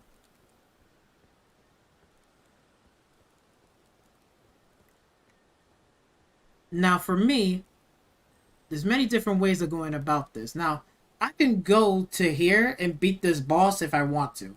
But I'm choosing not to because I'm going to say to myself, I'm not really strong enough yet. I need to get myself stronger. So I might as well just keep going in the open world environment. Gathering materials, right? This is what I do. Paying attention to my surroundings.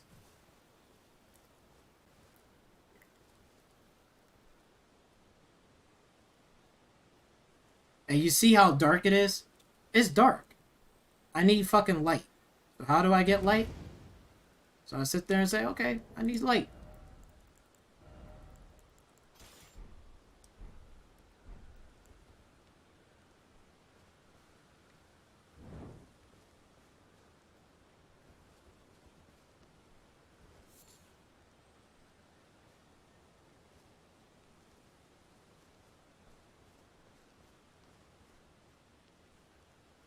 But this is what I like, because you don't have to be on your horse all the time. At all. Shit.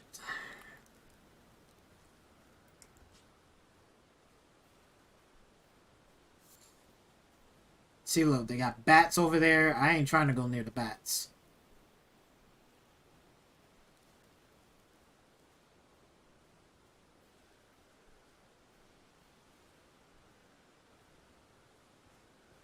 And again, if you really look around, you can find, like, again, tunnels, hidden caves. So it's important to, like, just look around and explore. This is why Elden Ring is so damn good. Because of the fact that it just allows you to really explore at your own fucking pace. You know?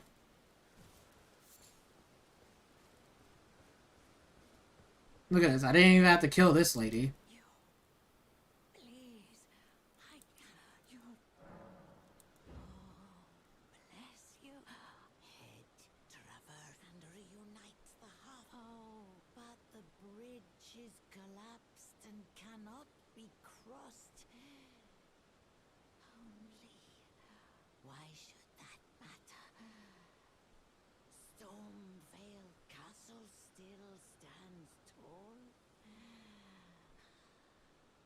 This is where you gotta pay attention to the details. What did she just fucking say? Why should that matter? Right? She just said that. It's right there in the fucking way how she's talked. If you pay attention and look at the details carefully, well, the bridge collapse. Okay, let's go down to the fucking bridge. Right? A lot of people probably was like, let me ride on my horse and see, is there a way that I can get across this bridge? I guess not. Well, I guess I'm going to have to turn back around because they probably thought the only way to get through the bridge, I'm going to have to go through this castle. So a lot of people just turn around because they didn't want to jump down. But, like again, if you really just get off your fucking horse and just explore around, it's fucking breathtaking. I'm telling you. It is so breathtaking because even for me, like just climbing through here, right? Jumping up here, boom. Figuring out ways to climb up.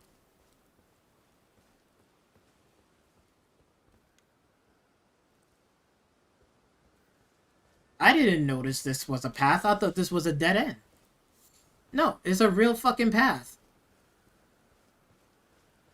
It's a real fucking path. And she even told you in the sentence too. Why should that matter? But there's a way to get there. Damn. The fuck? Come on now.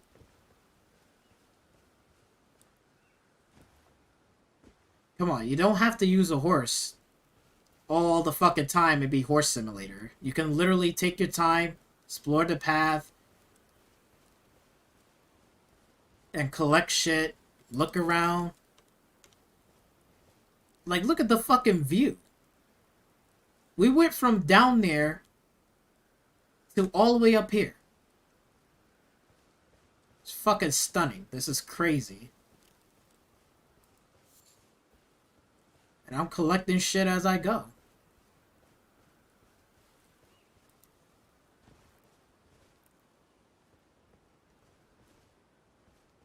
Hold on. See, now I gotta be careful. Okay, there's some wolves up there.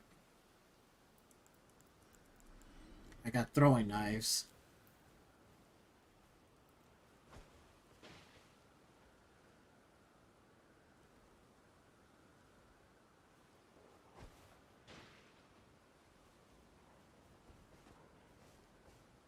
Be patient.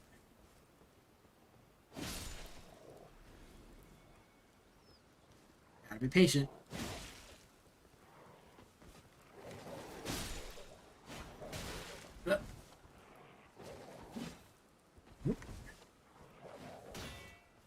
Boom.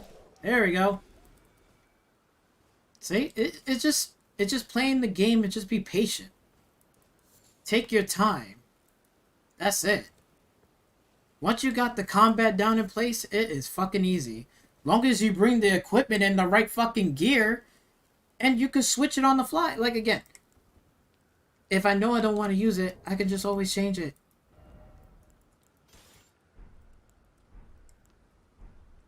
Boom. There we go.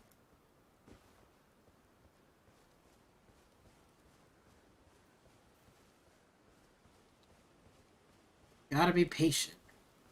Gotta be aware of your surroundings. This is why I like the game so much, because, like, again, they're not telling you what the fuck to do. You gotta figure shit out.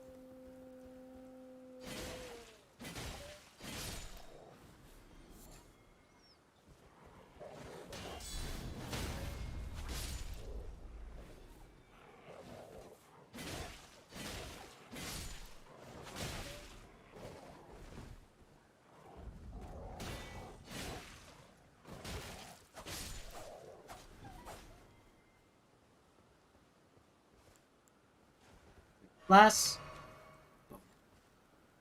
keep on going.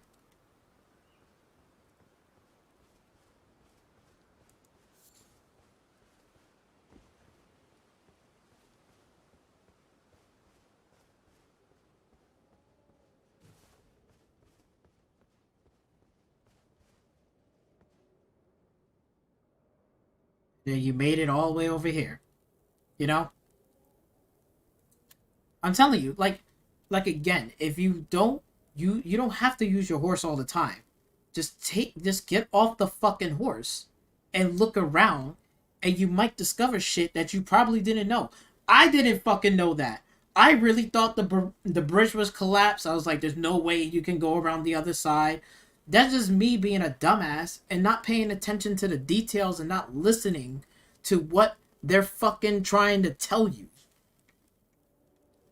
I have to put 2 and 2 together to figure shit out. Like, come on now.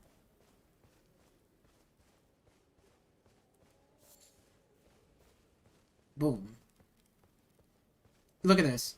If I was riding my horse, I would have went over here. But guess what? Look at this. Look at this. I bet none of y'all know about this.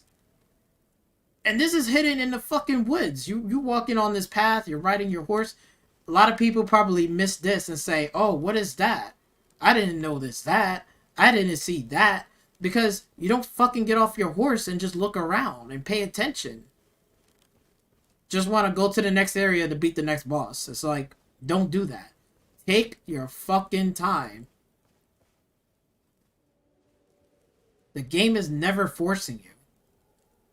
And you see, it's pointing that way. So I need to go that way. Right? So how I'm going to get there? You know?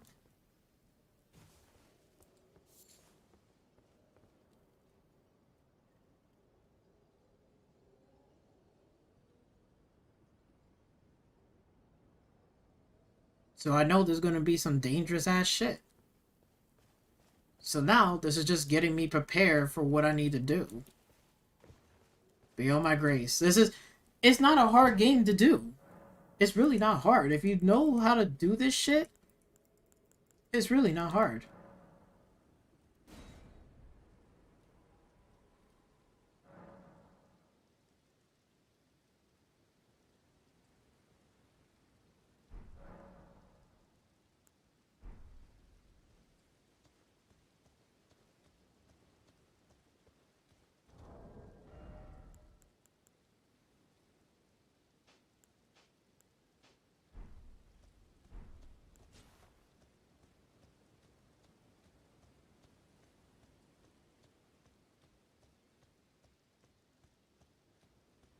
I went in here, I already marked this. This is a...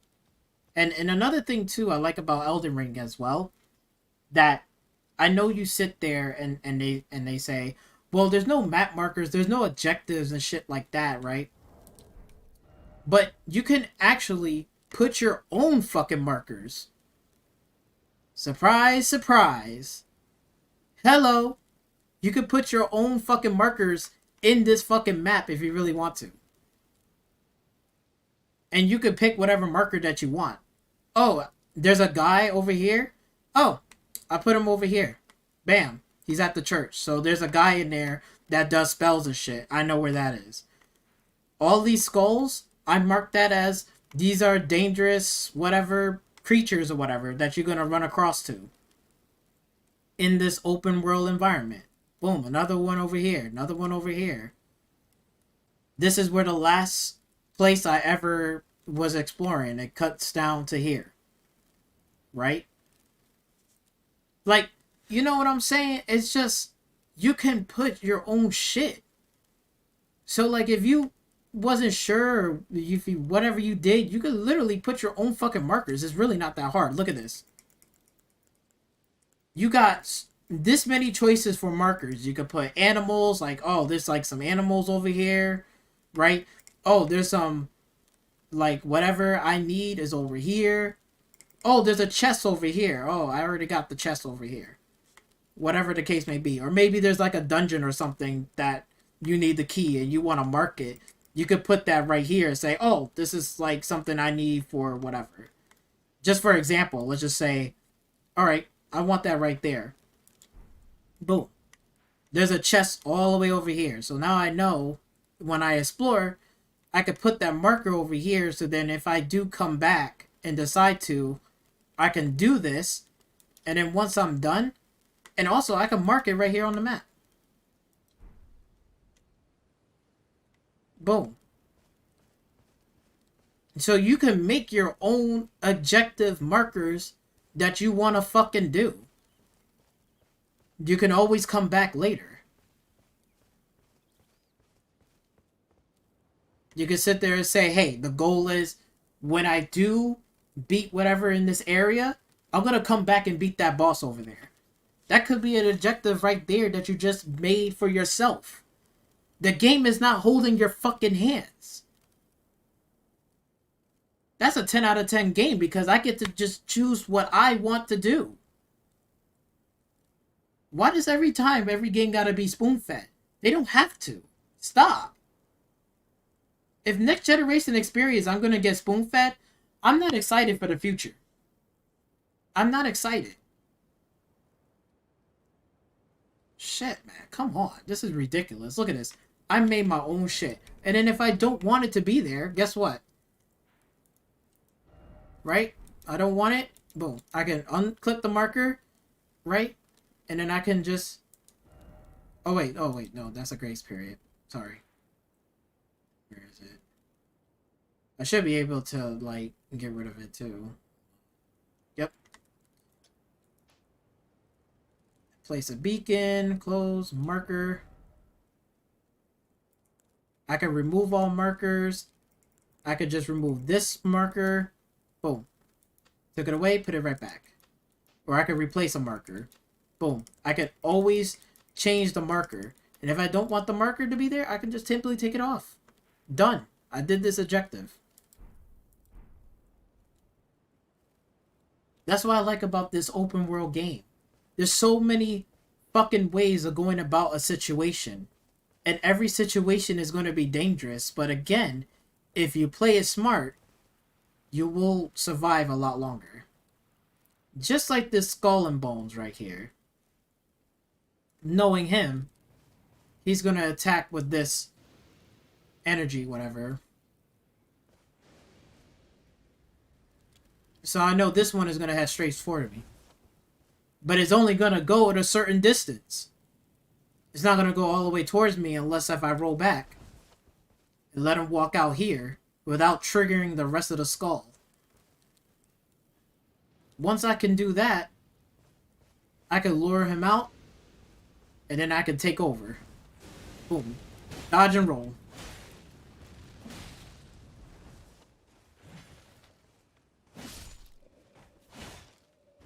These ain't dead yet. Boom. I didn't took no fucking damage. But that's just me being smart because I dealt with them. And I didn't have a powerful weapon. So I had to sit there and say, okay, I need to smith my weapon to make it better. And I need to get my strength up to do more damage. I need to do stuff more to order for me to pass through this with an easy breezy. Because if I'm getting attacked by two of them at the same time, it ain't going to be fun. Like this, for example. Getting attacked two of these at the same time is not the funnest thing in the world.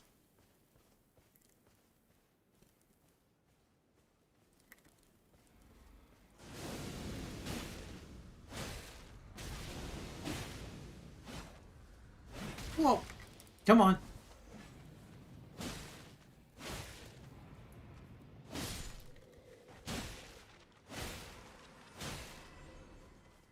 Push him back. There we go. Done and done. Okay? Don't be fooled. They're fucking dangerous, but again, if you just be patient, you get the right gear and equipment, you'll fuck their ass up. No problem. No fucking problem. But that's the beauty of this game, because it's telling you that literally you can approach that situation any way as possible. I can literally shoot bows from all the way from the back and have them lure out one at a time and take them out like that. Or I can just go in there being reckless and just slaughter them both if I have a good powerful weapon. And you see, I'm not even using a fucking horse. I want to explore every nook and cranny. See if there's secrets hiding over here. Or there's a tunnel hiding over there. That's why they did the game like that. Because they want you to explore the environment at your own pace. But be wary, yes. There's going to be danger around every corner. So you have to approach every situation cautious. Like this, for example. Now, I know I can use the summoning cast or whatever. They'll take care of this shit. But if I don't want to use it, I have to approach the situation different. Right? So I might have to go... I could just go up forward if I want to. Hold on, let me get this skull. There we go.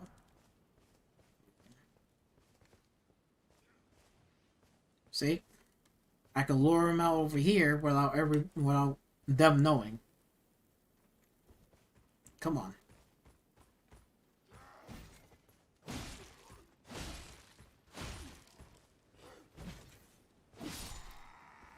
Bam. There we go.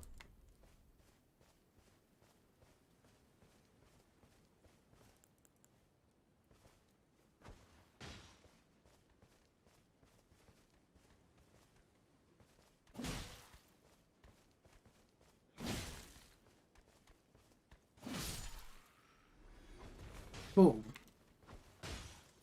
Come on.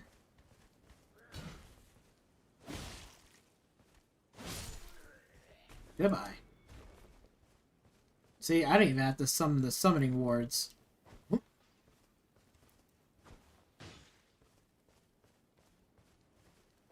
I know they're coming.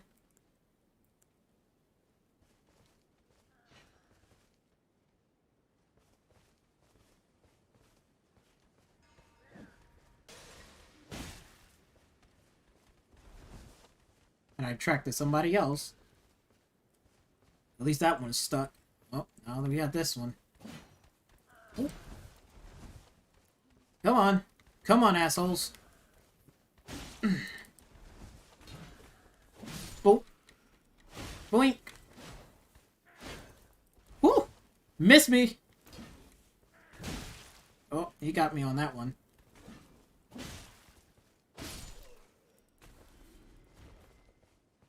Man, that's it. Look at that. It's not that difficult. I don't know what the fuck are you talking about. Yo, the game is hard. Like, yes, there's going to be challenging fucking foes. What do you expect? Same rules still apply.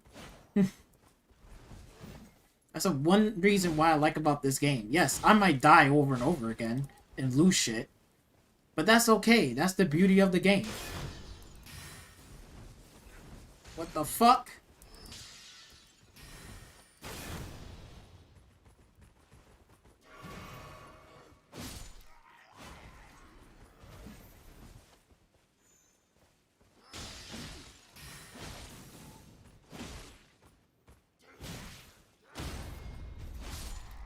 There we go. See, I almost got killed, but hey, I still prevail. Did what I had to do. Defend it, block, roll. What else more do you want me to fucking say? What else more do you want me to fucking say? Like, it is a challenge. What do you expect? But if you be smart enough and you take your fucking time and you know, like, shit is not gonna go right, bail. Go fucking back. Go back to the first grace point. Fast travel back to the fucking grace point. Rethink your process. Go back and try to fight him again. God damn.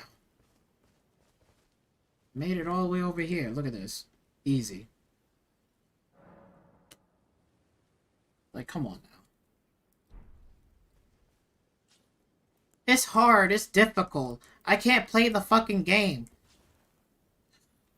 Fucking God. I can't play the fucking game. This is ridiculous. And you see, this is what I like. Because I don't have to go down this way if I don't want to. I can sit there and say, fuck it, I'm going this way.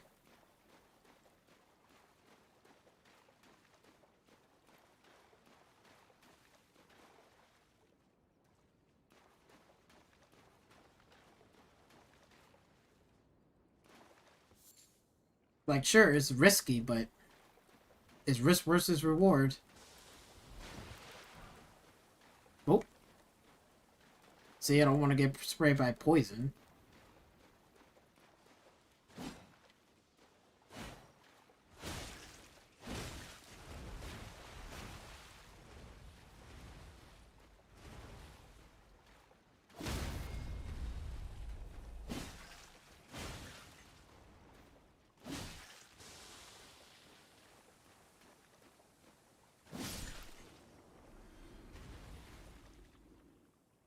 Go. One asshole down.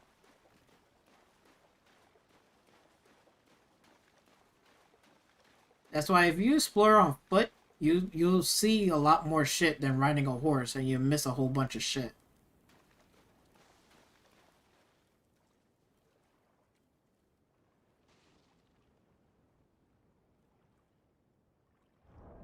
This is where you gotta document shit.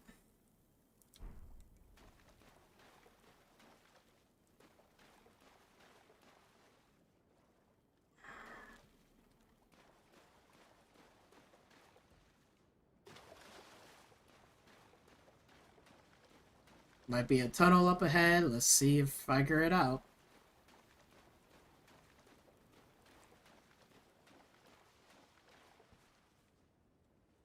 See, this is like reminds me of like This is like Shadow of Colossus. It's just, you feel so small in this world, and the environment itself is so big and huge. It's ridiculous. You can get lost in this for a long time. I don't see a tunnel going this way. Okay. And that's okay. That's what it is. Oh. Nope. Be very careful. I should take the high ground. There we go. Let's see. But I don't even have a clear shot.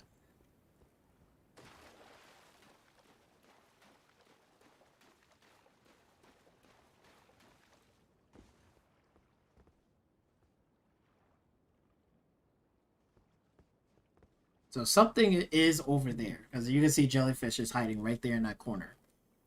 Could be a way, could be a tunnel. This is where you gotta figure shit out. And by the way, I did not craft these. I brought these for rooms. I hustled and I got 99.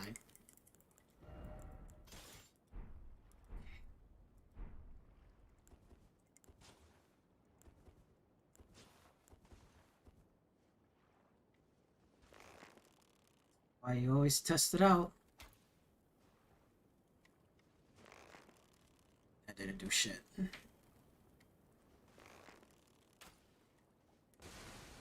Holy shit.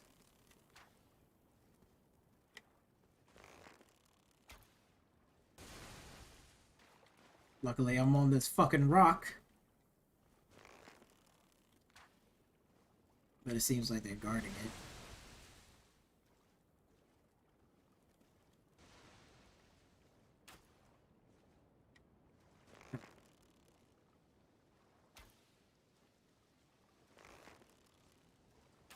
They move slow too, but they're still very dangerous.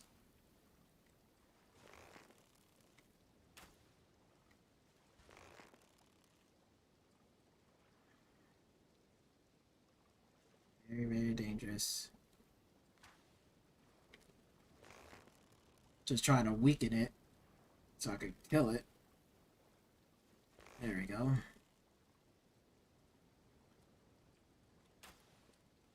See, look, I'm playing the game right now. It's just ridiculous.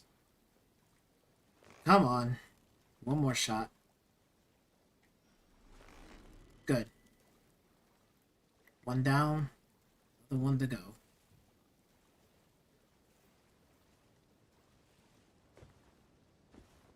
Let me see if I can shoot it up here.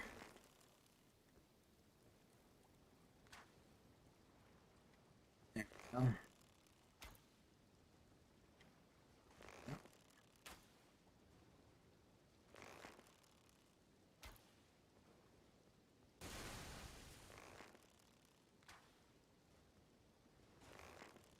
See? You gotta play smart. You play smart, you won't die as fast.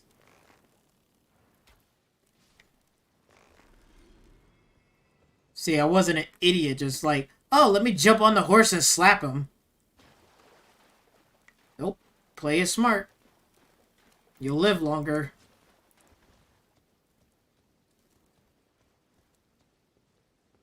And what do you fucking know? Would you look at that? If you actually jump the fuck off the horse and you look around your environment, you could find a fucking tunnel. That might lead to treasures, might lead to more monsters, and maybe more, whatever. I don't know if this is proof enough for you guys, but really, the game doesn't need a fucking easy mode. You know what it needs? It just needs a little bit of brain power and a fucking bit of patience. If you be patient and have a bit of you can get through any environment without a fucking problem.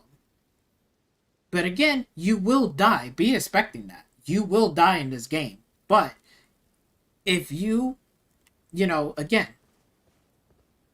come on. This is like I don't know how else well could I say this, but this is why I deserve a 10 out of 10. Just because of the simple fact that there is no map markers telling me here, oh, there's a cave over here, there's this over here, there's that. I have to literally be curious. You see how I can go to this grace point and just go over here. I can literally do that, right? And I can't fast travel once I'm in this tunnel. But I can look at my surroundings and say, okay, you know what? Maybe I don't want to take the risk because of the runes that I have, right? Maybe I have some runes and I don't want to take the risk of losing it, right? I might come back to this one later. So watch. Watch what I'm going to do. Take a map marker, put a chest over here, or put a cave or something like that, saying, hey, there's something here. Boom. So now, when I'm ready to go the fuck back, I can put the marker right here. Oh my god, look at this. It took me to the spot where I'm supposed to be. I made my own objective markers. And it disappeared too. I could place it anywhere on this fucking map. Look at this. Next generation console experience. Thank you. Thank you, FromSoft, for not holding my fucking hands. I appreciate that. Really fucking do. Best game I ever played in my life. Now, I already got the marker already set. I'm gonna go right back to the camp. And if I have to kill those jellyfish again, it ain't gonna be difficult because I'm not gonna get myself killed because I'm gonna do the same exact thing. Again, you gotta play smart, not stupid.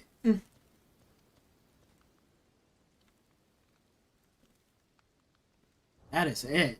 Gotta play smart, not stupid.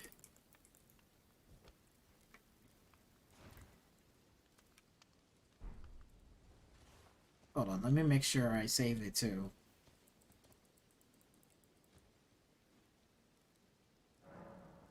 Okay. Just in case, I just want to make sure it is saved. So then when I go back there, maybe tomorrow, I'm gonna start fucking that shit up. But that's proof. That's proof right there. I don't know what else can I really say, but bro, like I just showed you that I went through this boss, that boss, I went through there, and there's gonna be uncharted territory that I'm gonna be facing. I'm gonna fucking die, which I probably did, but you know what? I had to do shit different. I had to think. This game is not forcing me to do anything. It's just telling you, do what you got to do to survive. In this world that I created, it's up to you as the player to go about what you want to do. You want to kill these NPCs? You absolutely can. But be expecting that there will be consequences. That means if I killed this fucking guy that's sitting right over here, right? I'm sitting at this camp, right? And I killed this fucking merchant. This merchant is not going to spawn back. And there's no way for a rollover save or, you know, whatever. If I want to load back in the game from previous, I don't know if that's the case. I don't think so. But if I can't fucking roll back a fucking save and I killed this person, that is it. He is not coming back. Do you understand the consequences? If I don't do that, I can't buy nothing off of him. Real world consequences. And all of these NPCs, as you exploring and killing bosses and stuff like that, all of the NPCs will react to you as you're progressing in the fucking story. I didn't fucking know that. That's amazing. That means they're not saying the same cheesy ass dialogue over and over again. The only time that it's going to say it is just probably going to be the merchant.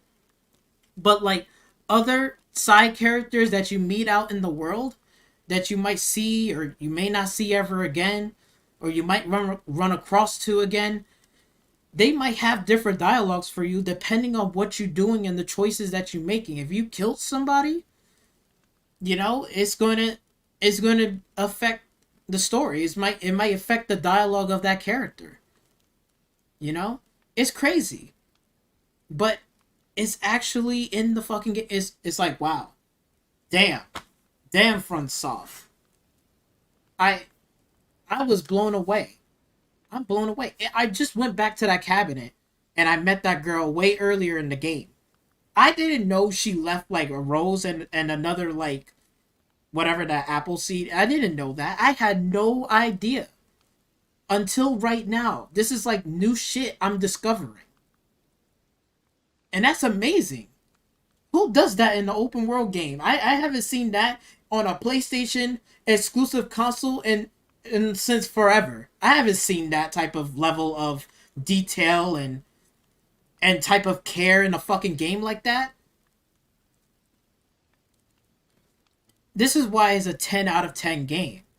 Because it's putting you first as the player. They're not spoon feeding you. It's telling you make your own adventure. And I made my own fucking character. I'm not gonna go up to bosses that I know I'm not fucking ready. I want to go up to a boss being prepared that I am fucking ready. And in order to do that, I gotta be strong. And in order to be strong, I gotta start leveling up. Right? I gotta get better weapons. I gotta smith better equipment. So I gotta explore this environment to make sure that I'm ready for what's going to come. And it doesn't hurt to get the fuck off the horse. And that's the reason why that a lot of people miss a whole bunch of fucking content. You just seen that shit right over there not too long ago. Where we just discovered a fucking tunnel, a cave. I don't know where it leads to. It might be dangerous. It might not be dangerous. But be expecting that the shit is unknown. I don't know what's down there. You don't know what's down there. And it could be deadly. So what do? Do I continue traveling down there? Or should I put a marker on there and go back to camp, get my shit prepared, and then go back? But once I go back, I gotta kill those 2 jellyfishes, but I'm gonna do it the same way that I was been doing. It's gonna take a bit of time, but that's okay. I got all day. This game is not here to rush you. Strategy and tactics. And this is not like from an isometric, like, I don't know how would you say it. I'm probably butchering the fucking name. But it's not like a third person bird's eye camera, like, you know, Wasteland 3. It's not like that. This is like third person real time strategy and tactics of each boss encounters, each enemy that you're going to be facing or come across. You're going to meet NPCs that's going to help you, and you're going to meet NPCs that probably might want to kill you. That's the name of the game. But you gotta understand that even these NPCs may not kill you or may not seem like a threat.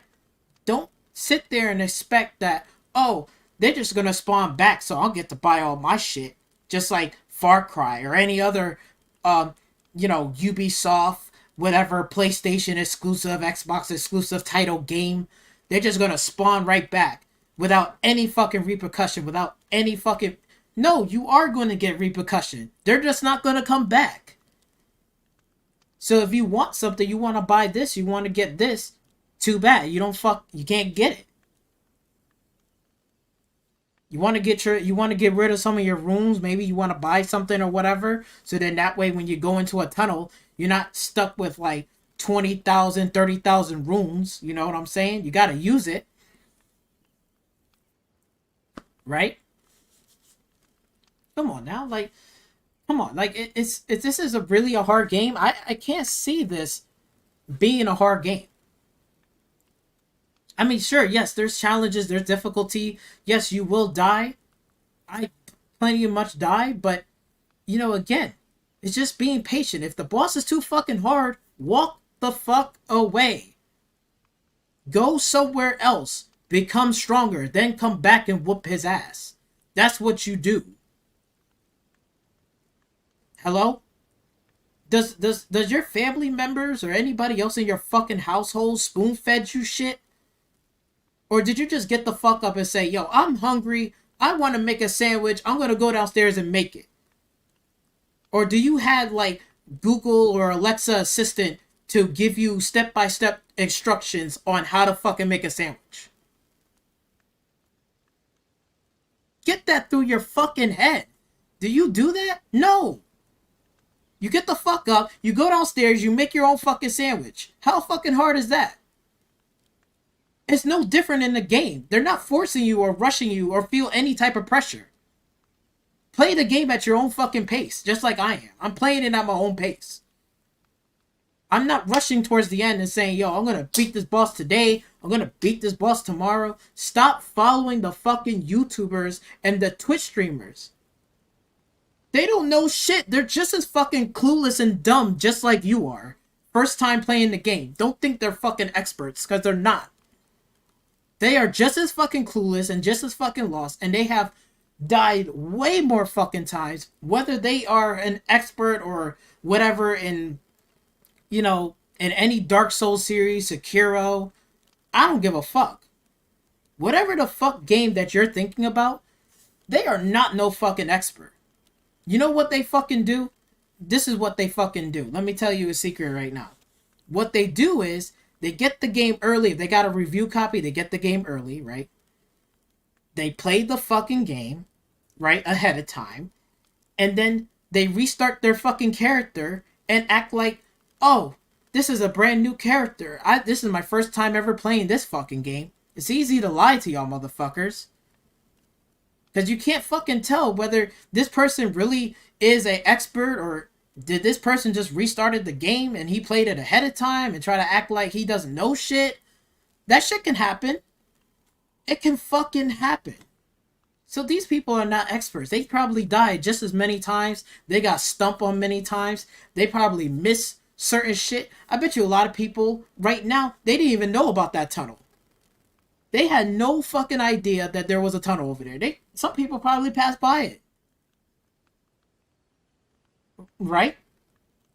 Like, come on. Like, do you not see the 10 out of 10 experience that you're getting out of this game? What more do you want me to tell you? Yes, it's a hard fucking game. You're gonna die. Boo fucking who? What else games you gonna tell me that you win every single fucking time? Bitch, you wasn't winning. You play a fighting game, you're going to lose in a fighting game. Whether it's online or offline, you're going to get your ass whooped by AI depending on the difficulty. Don't expect every difficulty, whether it's super hard or super easy. And if you're a newcomer, be expecting you might get your ass whooped 1 or 2 times. It's not going to be like, yo, I'm going to win every match. Even if I lose, I'm going to still win. I'm still a winner. No, the fuck you're not. You're a loser. You didn't fucking win. Try again. That's what it is. It's a failure. You fail, you learn, you get back up, you do it again. And if it's too hard, that's okay. They're not forcing you to say you got to beat this boss in order to you to move up in the world. They're saying to you, look, go do what you want to do. Make your own adventure. I made my own fucking character. I'm role-playing this fucking character the way how I want to play it. If you want to be goofy, you want to have fun, you don't want to take... That's perfectly fine. That's up to you. But bitch, don't fucking jump on fucking Twitter, cry like a straight bitch, and say, it's too hard, the game is so hard, it needs an easy difficulty mode. This is my first fucking game from FromSoftware, and I only played for like 28 hours. 0.2, whatever. I don't know how would you calculate that, but whatever. 28 hours. I played 28 hours, and I can tell you right now, this game is a fucking 10 out of 10. And I understand why. Because every game spoon feeds you on the same bullshit UI, AI, gameplay, and they don't let you figure shit out on your own. You never think for yourself. You never strategize shit. You just go around and say, oh, this is a good sword? Okay, well, I'm just going to swing it. Not every good sword is a good sword. Every sword and weapon in this game fits differently. And you have to master that fucking sword or that ability to understand what's the strength of this sword and what's its weakness. Well, this sword may be a little weak, but again, if I upgrade it, it still is a fast blazing sword. But it's not going to take a huge strike. So it swings fast, but it's not going to hit as hard. You know? And that's the trade-off. And there's a sword that is really long and really big, but it swings super fucking slow. It's not as agile as like a regular sword. So every situation that you go out here, yes, you're going to have a powerful hit, but it's going to be slow. So you're going to have to dodge and roll more times and get in position to hit a target than it is just having a regular sword. That's strategy and tactics. That's just using your fucking brain.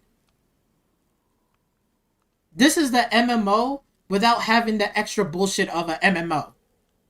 You know that annoying bullshit like in Black Desert Online where you see like 10 billion NPC characters like running around doing the same stupid ass stunt and tricks?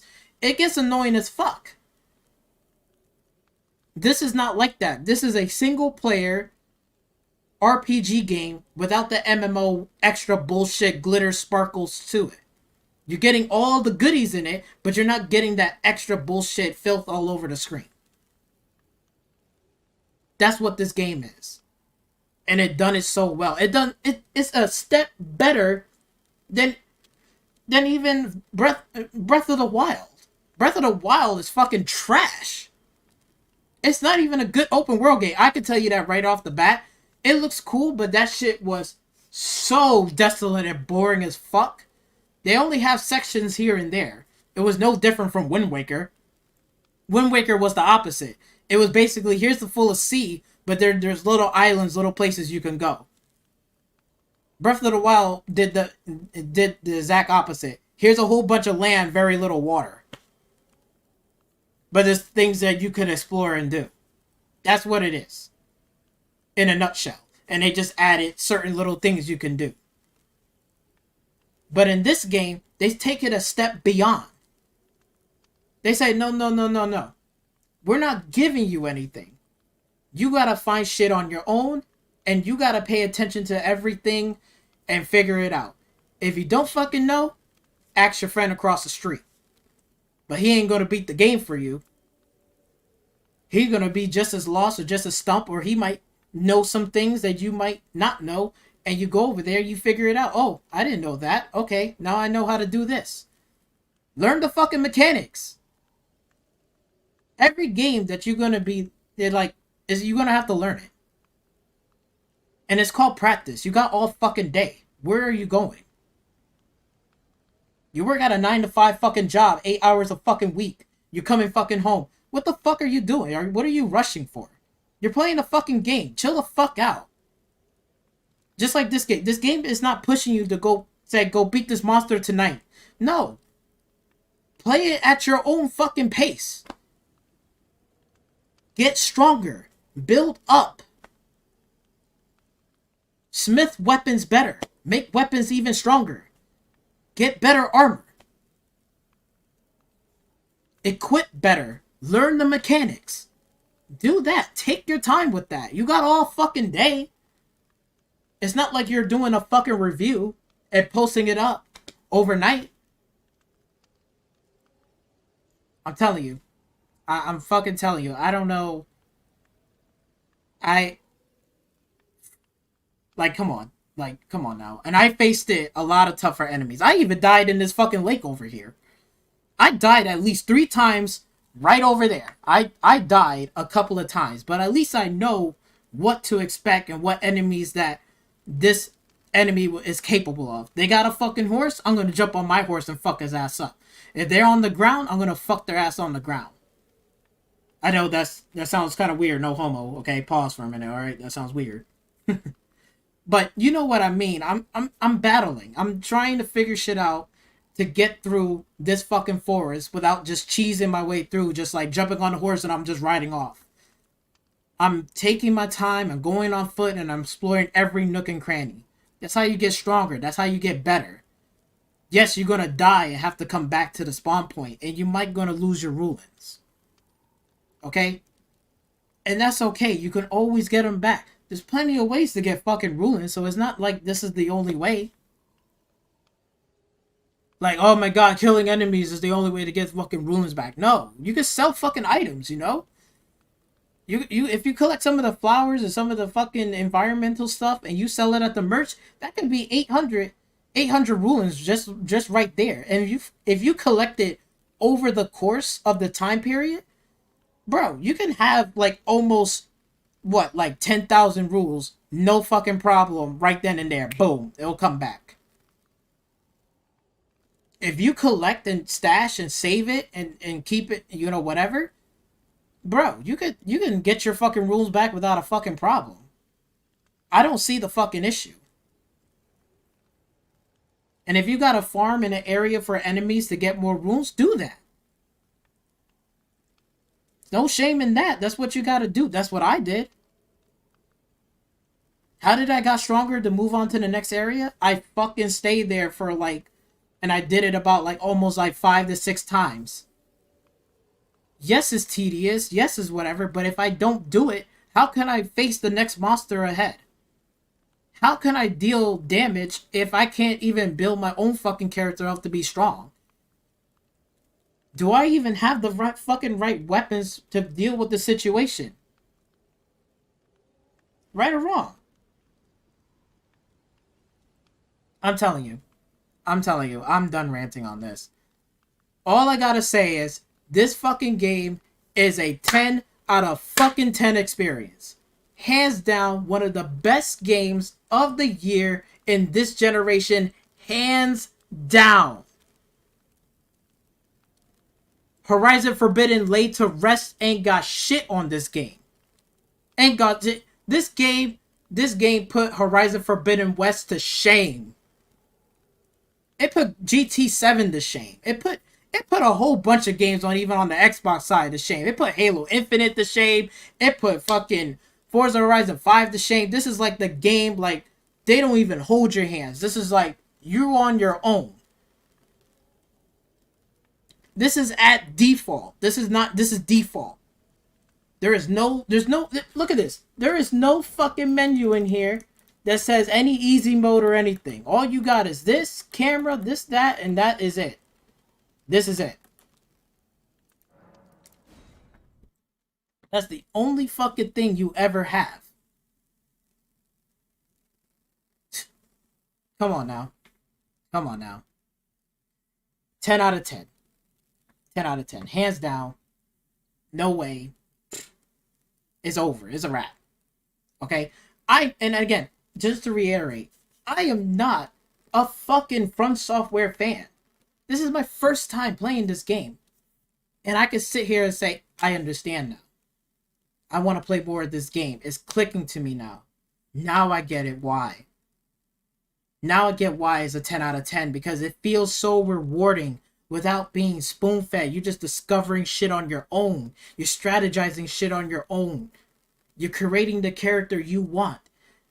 You're building your own self up. There's no forcing you to go to this, to do this. You're doing it yourself. Use your own fucking imagination. I don't need a fucking character from fucking any of first party Sony, Microsoft exclusive fucking game to get me, you know, whatever, to have a great experience, to feel like, oh yeah, I feel rewarding, I feel the joy. I don't fucking need that. I can use my own imagination and my own creativity to fucking make my own fucking game in this shit. That's why it gets a 10 out of 10.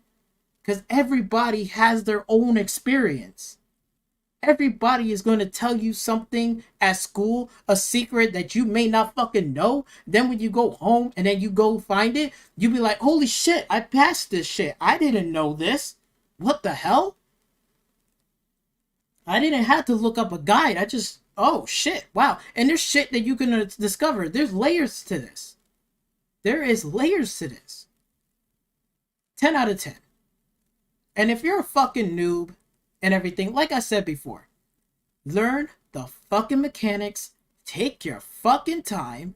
Don't push yourself to rush into a boss fight. Think of it just like this. Think of it like a real life situation. Alright? Think of it like that, but in a video game level. Not spoon fed. You're on your own. Make your choices. Think tactically. Think smart. Be cautious. You don't have to run in there and be like swinging swords blazing. You know, this is not a beat 'em up game like fucking Platinum. This is more of like, it feels like a real life scenario where it's like, if this was real, this is what I would have done. If this was the case, here's the weapons that I'm gonna pick. For real. But anyway, let me know in the comment section down below, what do you guys think? Am I right? Am I wrong? And I'm pretty sure I proved up many good points in here. Because for real, it's sad that in this generation, in this day and age, they can't handle a game like this where you can't even fucking think to yourself. You can't even figure out problems. If you can't fucking figure out problems and pay attention to details and taking your time, then what kind of games were we was playing all these fucking years ago? We was playing spoon-fed games for all these fucking generations ago? That needs to stop. It's time for new generation. I don't want to be spoon-fed every single time. This game sets the bar for that. And if you can't fucking handle that, then I don't know, you must not be a real gamer. I'm gonna just tell you that straight up. Shots fired. If you fucking use HUD or any type of HUD elements, and you're playing it on the hardest difficulty, and you say, yo, this game is hard, this game is tough, then you know what? Playing HUD elements on, I'm going to tell you this right now, you're still playing it on easy mode. Stop it. I don't care what difficulty you're on. You turn everything fucking on in that HUD element to hold your fucking hands all the way through, you're playing it on easy mode. Done and done. Done fucking deal. Come on now. But anyway, I'll see you guys on the next one. Peace.